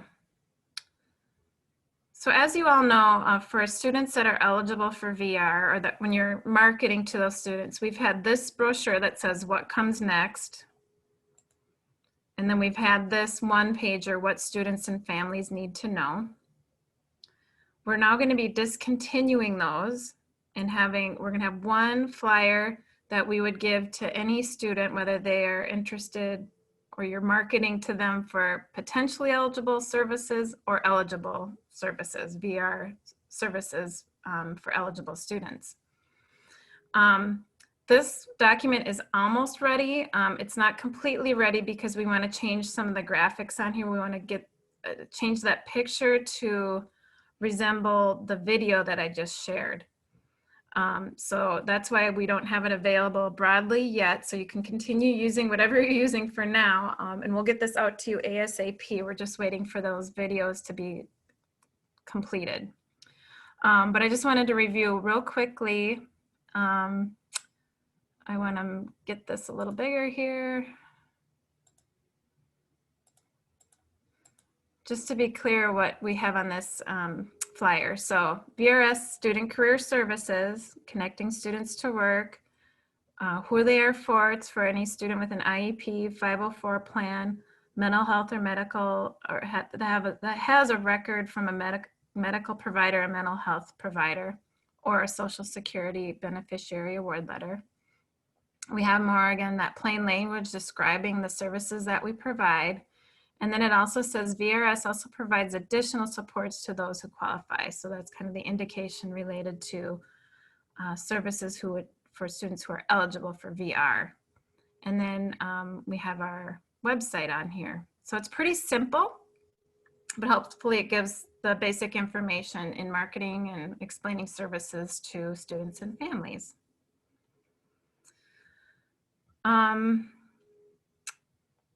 What we also have is 2 new brochures for businesses. And again, as Chris mentioned, we had Mike Goodlander, who's a placement coordinator in the South, and Ryan Lace, who's a Pre-ETS representative, helped us in creating 2 new brochures for businesses that can be used.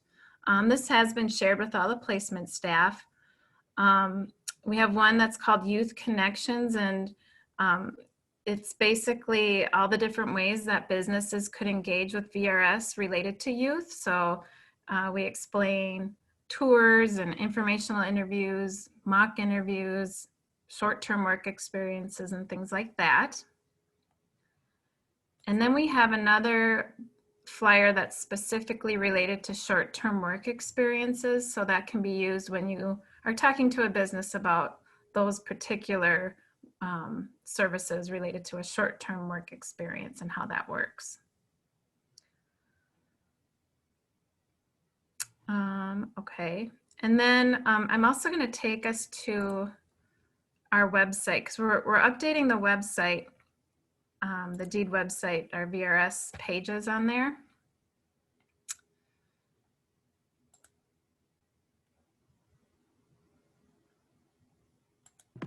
While we're doing that, there's just been a lot of great comments just in the chat if you haven't had a chance to see them. So thanks for everybody who's putting some thoughts in there about the video being awesome and great to have those marketing materials and how simple, straightforward it is. Even some of the forms I think they're talking about doesn't focus on disability, but what we offer. So it's kind of a nice delivery. Some people are asking about when the video, if there's any projected deadline for the video when that might be done and captioned. Yeah, we're working with a vendor. So our deed communications team helped us with getting a vendor. We had to go through different processes in order to contract with a vendor and select a vendor. They're called Nighthawk Marketing and they're amazing. We're going to talk in a moment about a second video they're helping us with. So we're waiting for that second video, which will go out to school staff for that to be done. And we saw the initial recording of that last week. So we're hoping it will be done by the end of this week. And then it just needs the final touches like the accessibility features. Then they will send it all over to us. And hopefully within the next 2 weeks, we'll have that available. So we will get that out to all of you ASAP, and I'll make sure you all get a message about that. So this is the landing page, we have in that video and on the flyer, a web link, a web address, and this is where it takes folks to, students and families. And so we're gonna replace this current video with the new one. And so it's pretty basic. It just gives some information. And then we have a link that says find the VRS staff assigned to your school. And I'm going to show you another new feature that we're going to have here on our website.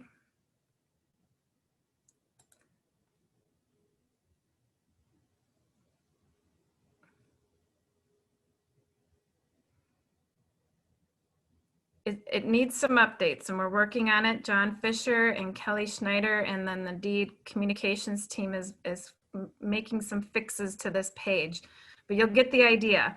So it brings you to a map, an interactive map where you can click and you can make the page bigger. So we're looking at Metro today. So, oops, sorry. Anyway, you get the idea. I'm going to click on Mora. And so it'll show you which schools are located in that town that you just clicked on. And then we'll list, right now it says regional area manager. It will say VRS staff and it will list the counselor and the Pre-ETS representative assigned to every school. And you don't have to use the map. You could just choose a school over here. So let's say I'm in Albert Lee. Again, it will show you which schools are in Albert Lee, and then it will show you the staff, excuse me, assigned to that school. So anyway, it'll be a nice, helpful way for the community to be able to find which VRS staff are assigned to that school. I think that's all I was going to show right now. We will also, we're updating a page for school staff as well, and that's not quite done. Sorry about that. Alyssa, there is one question that kind of came through related to the brochures from Holly, just asking, will those 2 brochures that you showed be mostly for Pre-ETS staff and placement staff? The brochures related to, for businesses? Is that? I think if that's the question, yes, because they address how, they can interact or engage with young people that we serve. So does that answer it? I believe so, but I'll wait to see if there's Okay. any other clarification. All right, and I think I need to share again. This sharing and unsharing, this part just gets so complicated. I apologize. Okay, so one other thing we wanted you to know is once those videos are ready, another thing we're going to do, which we've never done with our agency before, is work with our DEED communications team on a social media marketing campaign. So how this will work, at least as I understand it, we'll probably work with like Google and maybe YouTube, where if a student or a parent were to type in something like disability work experience, or how do I find a job for a student with a disability? You know, we're gonna have different words that, keywords that people could type in, and it will bring them to our video into our web page. So we're going to try that out with them, and hopefully it will help drive students to our services. I think it's a great time to be trying that because we're concerned, all of us are, with the pandemic and how we're going to be able to reach students with schools having so much on their plate. So once we have more details on when that's going to kick off, we'll let you all know that too. Okay, am I showing the PowerPoint again? Okay. I think, Chris, you were going to cover this slide. We're going to also have some communications for school districts that we'll have ready.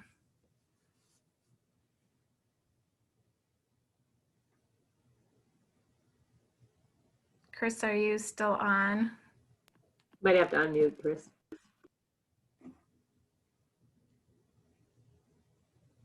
Here we go. Sorry about that. Yeah, so what we want to do and what's exciting about how we are sharing information and getting information to students, to parents, to teachers, it includes, of course, our wonderful VRS staff, transition counselors, pre-ETS reps, placement professionals, but it also is at times in tandem with other key partners. And in this, the first item, which is the memo from directors of DEED and MDE.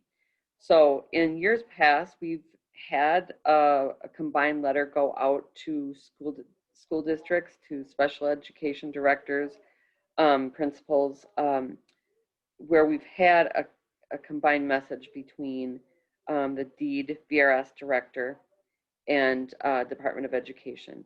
We're also going to be making sure this year to include our state services for the blind director, because they are also part of how we collaborate. They also provide pre-ETS services. So I appreciate that intentionality. But I also appreciate that the items that we have shared with you today, the video for students as well as for staff, which will be coming out shortly, as well as other pieces like the flyers, that will be embedded within the communication. So it'll hopefully be experienced by our school staff as well as you all, that there's really some tools that are already built into that communication that's coming out from the directors. And at the front end of the school year, that there's opportunities to be able to share those key documents and hopefully infuse those conversations. We're also thoughtful about the timing of that memo that comes out from Dee and Natasha and Robin. We know that school districts right now have been scrambling for months and about what their plan is going to be. And in some cases, teachers are still waiting, parents are still waiting to find out what the plan is going to be for the start of the school year. And we recognize that, and that's why we're looking to have this letter go out, I believe, sometime in October, Alyssa, early October or late September. Well, we were targeting around the third week in September. Yep. So we're going to keep you all updated, because you all will get the same information that's going to be sent out to schools so that you can share it with school staff as well, because we know some things. Trickle down.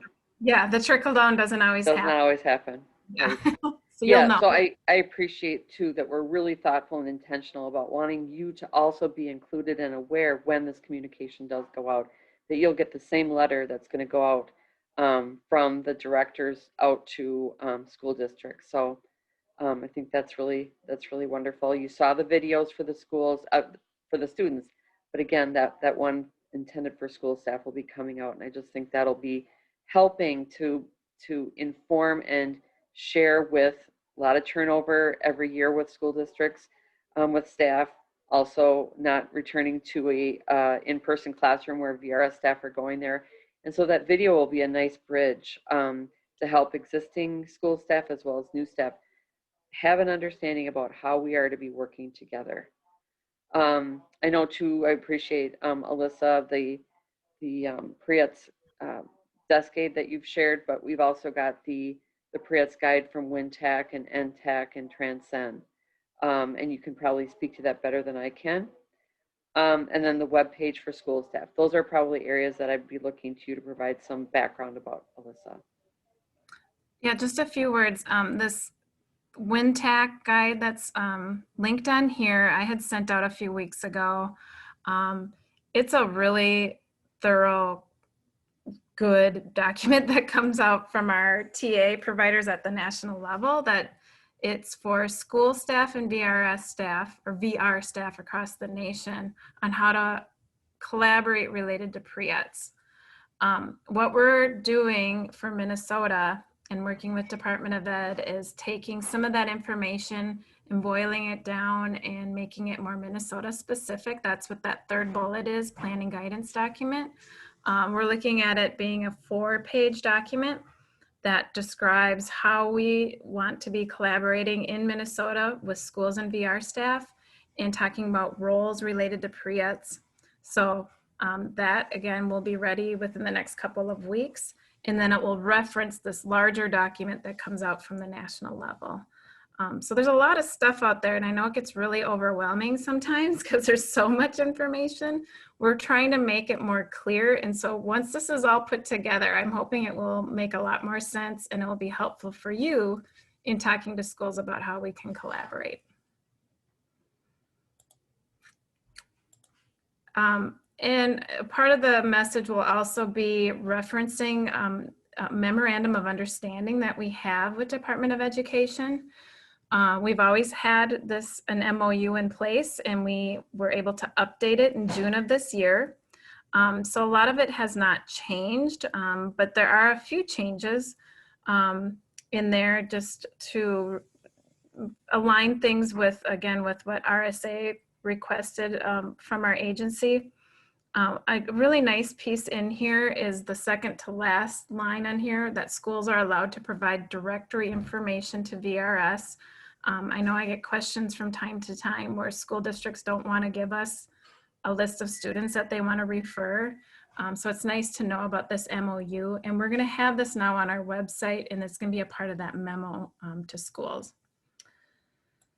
So that's all I'll say about that right now. Okay, so we're moving on. Just a few words to kind of set us up for some local discussions that we hope all of you are ready to have with your teams. And again, I know you all are already doing a lot of discussing, planning for this school year and just everything that needs to be planned for right now and serving the individuals that you're serving in a virtual environment. But this slide just kind of reflects on this past year related to Pre-ETS. As you know, it was last July that we began a whole new a role in our agency with the Pre-ETS representatives, and we hired 23 staff. Some were internal staff, some were new to the agency. And I have on here that we had a sort of soft launch of that role this last year because you know, we needed that time for the Pre-ETS representatives to get the lay of the land, for teams to figure out how it can work to provide these services to potentially eligible students. So we didn't want to, you know, say anything too broadly and, you know, put too much pressure on those staff and all of our staff this last year. But now that we've had this year behind us, it's exciting to think about, okay, how do we regroup now from what we've learned this last year and go into a new school year? Even though we're going to have a lot of challenges with the virtual environment and COVID and everything, it's still exciting to be thinking about how we can, you know, talk about this more easily with schools because we have more experience behind us. So as it says on here, this next school year is more intentional marketing. do the schools see counselors and pre-ETS reps as a team? That's something that we'll have as a question for all of you during your team discussions. And then, of course, we also have our PT contractors who are coming in this afternoon. It's exciting because we're going to have more of those contractors adding pre-ETS onto their contracts, so we'll have more options. So that's another thing to be looking forward to in this next school year. Anything else you want to say about any of that, Chris? No, other than to just reiterate what you were sharing, Alyssa, is that part of what we're doing right now is preparing for this year with COVID. I mean, obviously, the end of last school year totally impacted by COVID, and now with this school year starting, same situation. I think what we also need to be thinking about is beyond COVID, beyond all of us doing our work virtually, and how these tools will be able to support us both now and in the future. I think when we help our school staff understand the connection and the distinctions between a pre-ETS rep and a transition counselor, and that even though the work that you and the students that you serve are they're not the same, there are intersects and coordinated efforts that you can make in helping your staff at schools, the staff at schools, feel connected and understanding the distinctions, the differences, where there's overlap. So again, you're going to be partially our guide as well. We do want to hear if you feel that there are some additional communication tools that would be helpful for you as we go forward. I know too that we are hoping to do more videos and ways of connecting students with pre-ETS services to the services that they're interested in. And so your ideas that come are so important. And getting that to Alyssa, to your RAM, about, hey, this would be nice, or this would be a useful tool. Those 2 flyers for business engagement that came from the pre-ETS rep and the placement professional coordinator down in South Central Minnesota, saying that, having a conversation together, and then those documents or those flyers were born. And my thanks to Michelle Chmielewski for really leading that charge, taking what Ryan and Mike Goodlander put together and put forward, and then shepherding it through the communications process. So, you know, it's a team effort, it truly is, and you are the ones that are doing the work out there, and we want this, whatever we do, to be responsive to the work that you're doing.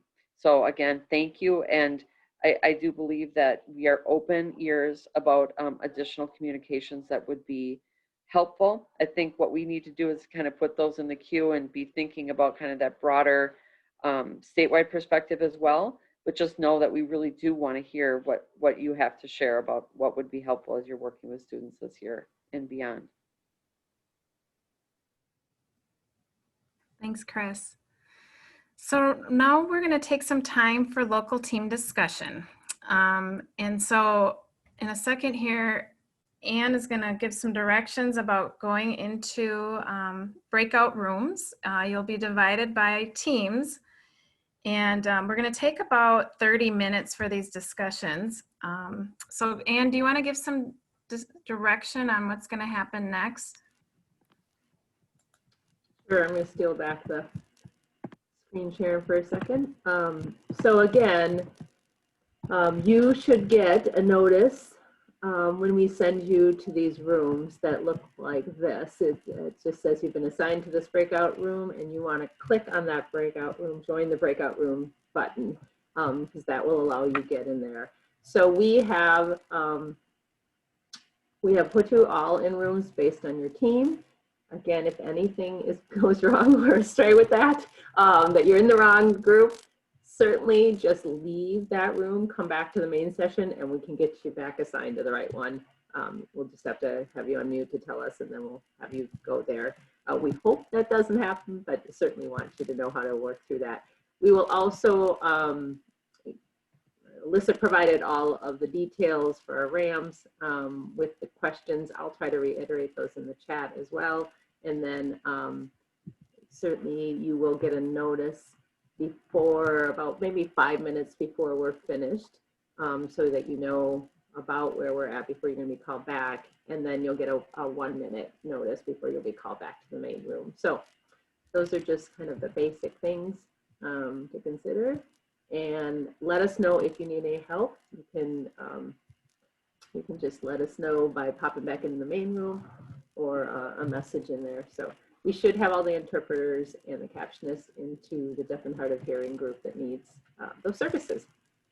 So I think with So that, again, Rams, we had sent out an email a few days ago with the questions. And so for this breakout, we asked Rams to facilitate the discussion.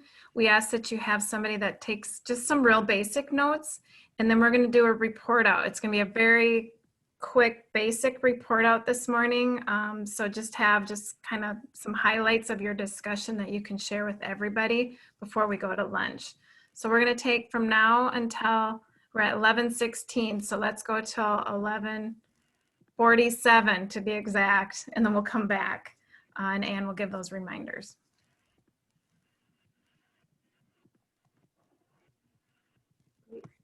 so Emily's on the back end. So we said We'll try to do this quickly so we can get to our lunch break at noon. So we had 10 breakouts. So we're going to just go around to each and ask the RAM. Well, I'll just call out the team name and the RAM. If you could just, as Ann just said, just give us one top highlight from your discussions that you just had, and then one question if there was a question to ask right now. So I'm going to start at the northern part of our metro area and go south. So let's start with Blaine with Becky Johnson. Hi, we had a good discussion. I think we found that the schools are willing to partner with us. It's I think the question that we have is how is that going to happen, because they're scheduled. The students are scheduled pretty tightly, and so when are we going to find time in their schedule to make that happen for them to be able to meet with them? So Thanks, Becky. Let's move to Hennepin North or Brooklyn Park with Connie Schultz. Good morning.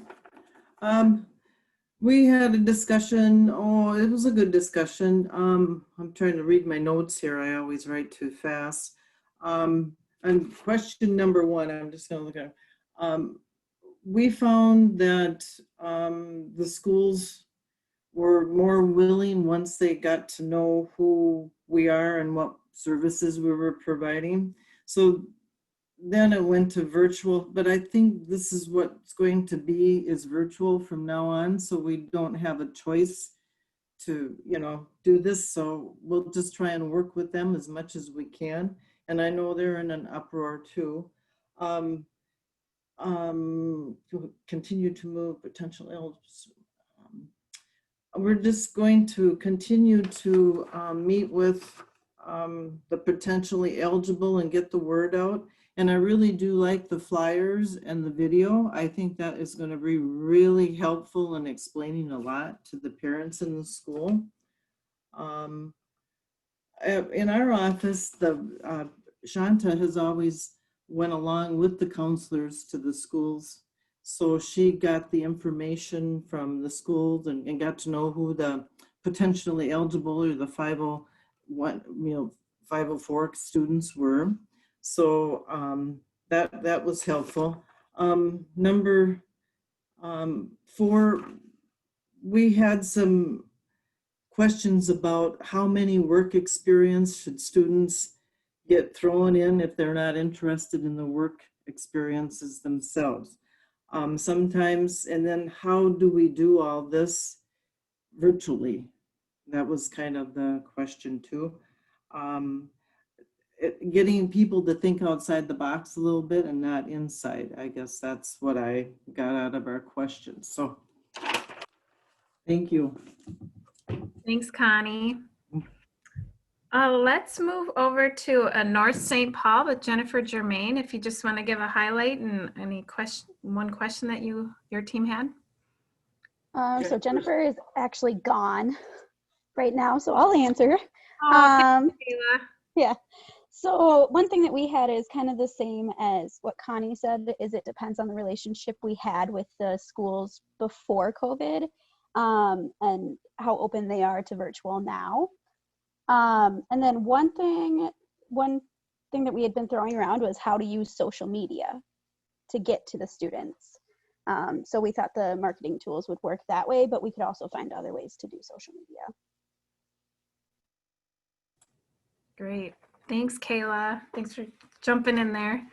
Let's go to the Minneapolis teams. I think the North and South were together, and I believe Stephanie LaRusso is reporting out. Who said that? Is that true? Oh, it's nice to see you. I'll do it. It's all good. Okay. Actually, so yeah, we only got through a couple of the questions, but just finding that a lot of the schools, I think it's kind of give and take, just depending on, you know, how prepared, or, you know, there's a lot of the schools that people are saying that are kind of, we don't know how to do this right now. And so they're scrambling.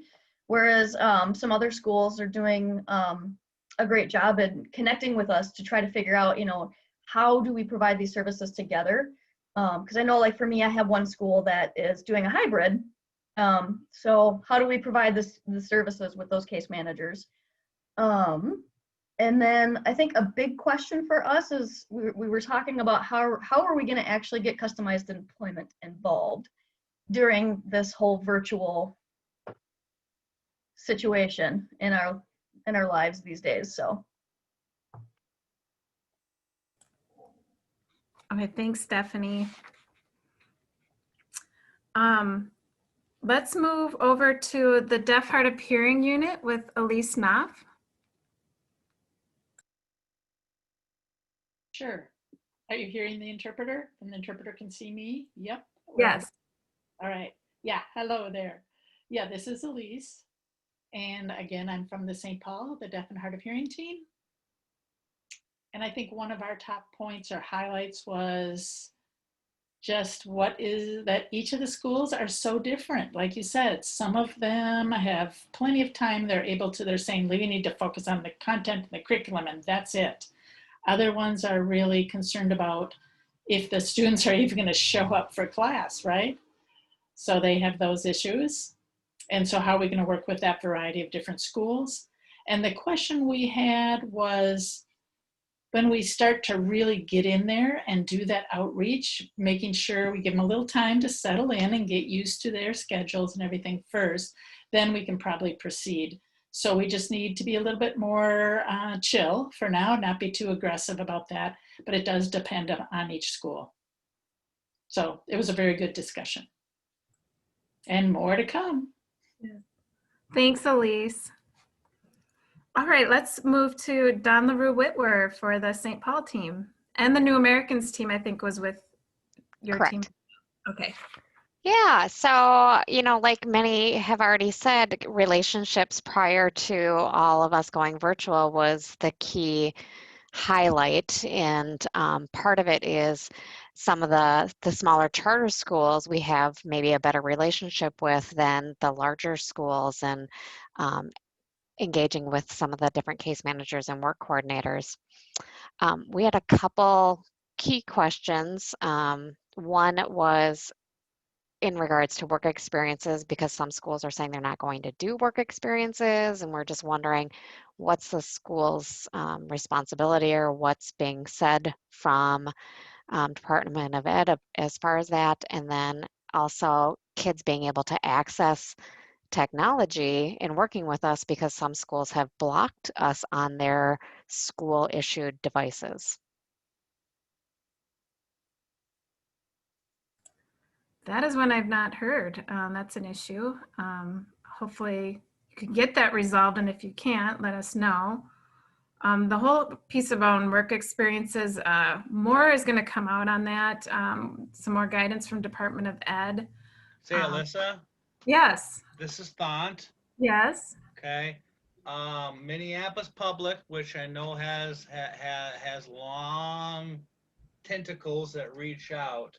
What Don was just saying about blocking on the devices any of the videos that are being produced by VR, any of the staff videos and things need to go through our Minneapolis community ed person, and she needs to release them to be able for the students to display them on any devices from Minneapolis Public Schools.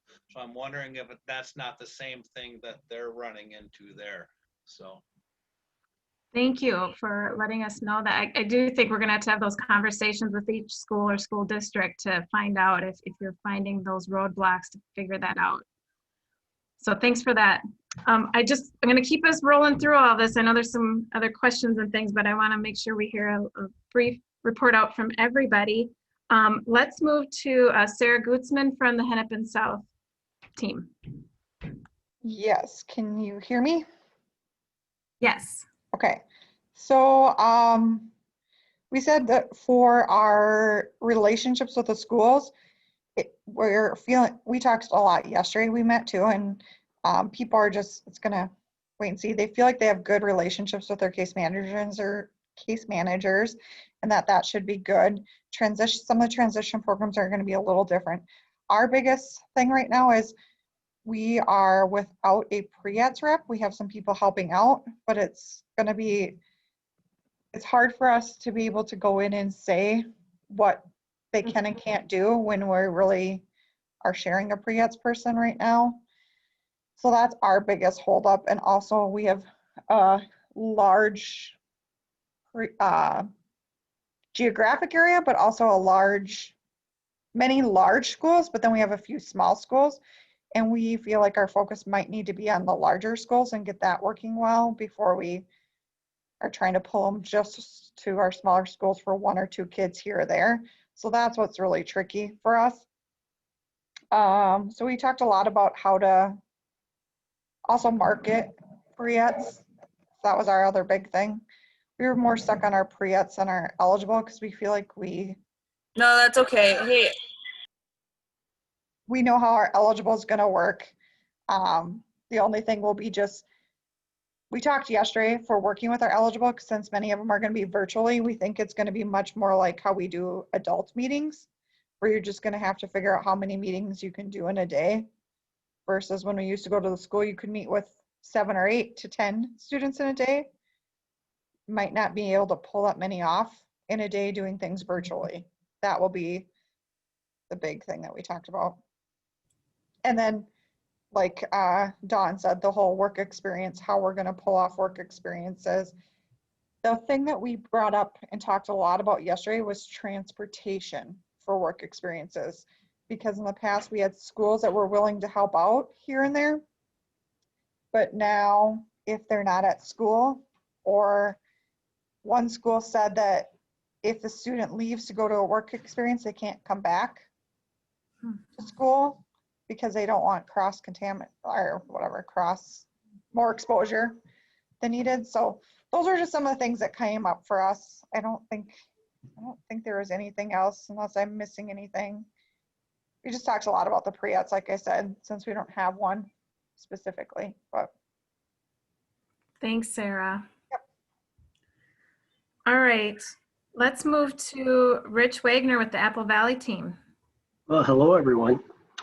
Yeah, we talked about just the importance of kind of approaching the school year. It's kind of a customized approach, kind of not assuming that the connections we had previous year are the same for this year, but to kind of be checking in with educators as the year begins and make sure that we have the right contact people, that sort of thing. And then we also, as Sarah was saying, our team also does not have a pre-ETS person on staff, so we're pulling in from Matt with the Woodbury team.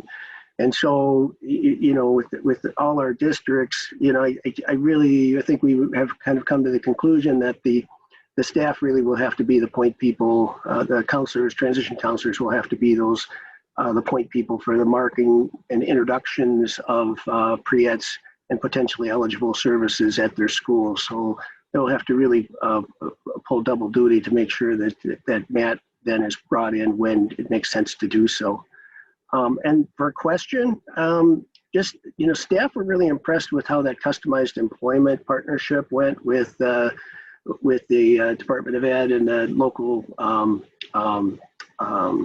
work coordinators and the VRS staff, as well as some of the placement staff. And they were really looking at, are there some other opportunities to do that? Lots of win-win advantages to that, because the educators learn more about our providers. They learn more about us and our role. We had a number of staff that participated in that. Thought that was just a great experience. So, looking for any other opportunities to again have joint trainings. Thanks, Rich.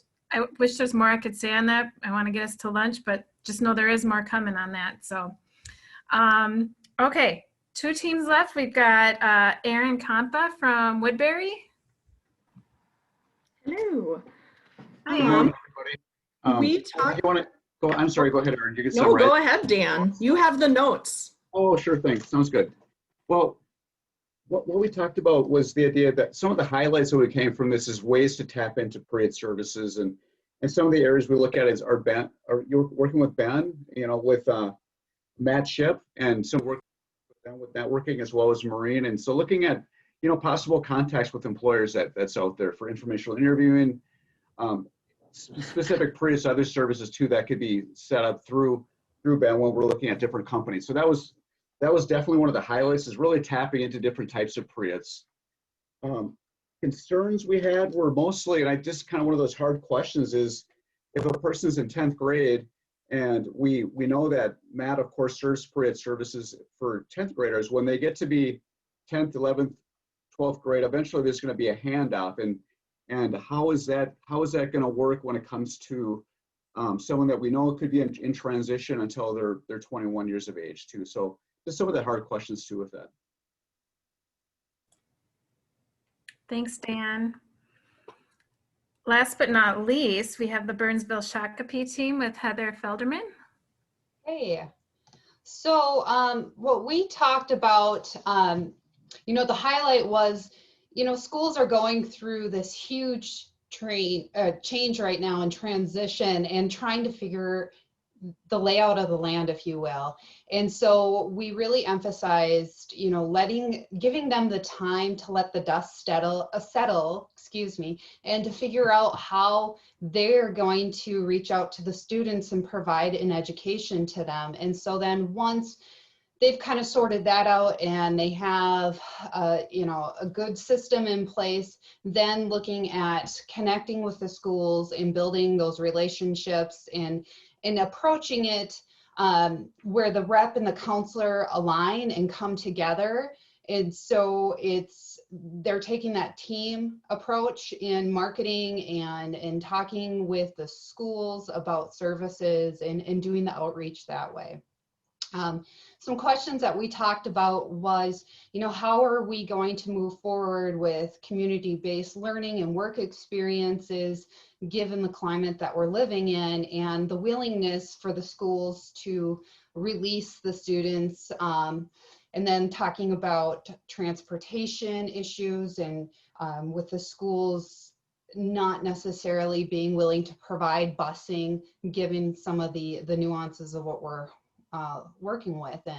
And then also we talked about how to get the marketing material out and disseminate it to all the families, and if it would be an option for us to put that on like a district web page, or if like the teachers can send that out via email to all the families so they're aware of services, and then we can get some more buy-in and interest from the families who might not otherwise know about our services. That's the highlight. Thank you, Heather. I love that idea with working with the school districts and getting on websites. All right, well, let's get us to lunch. I wish we could talk more, but we will have more gatherings, and we're going to be gathering at 1 o'clock. So we'll all come back together at 1 o'clock with our community partners and have more information then. Have a good lunch, everybody.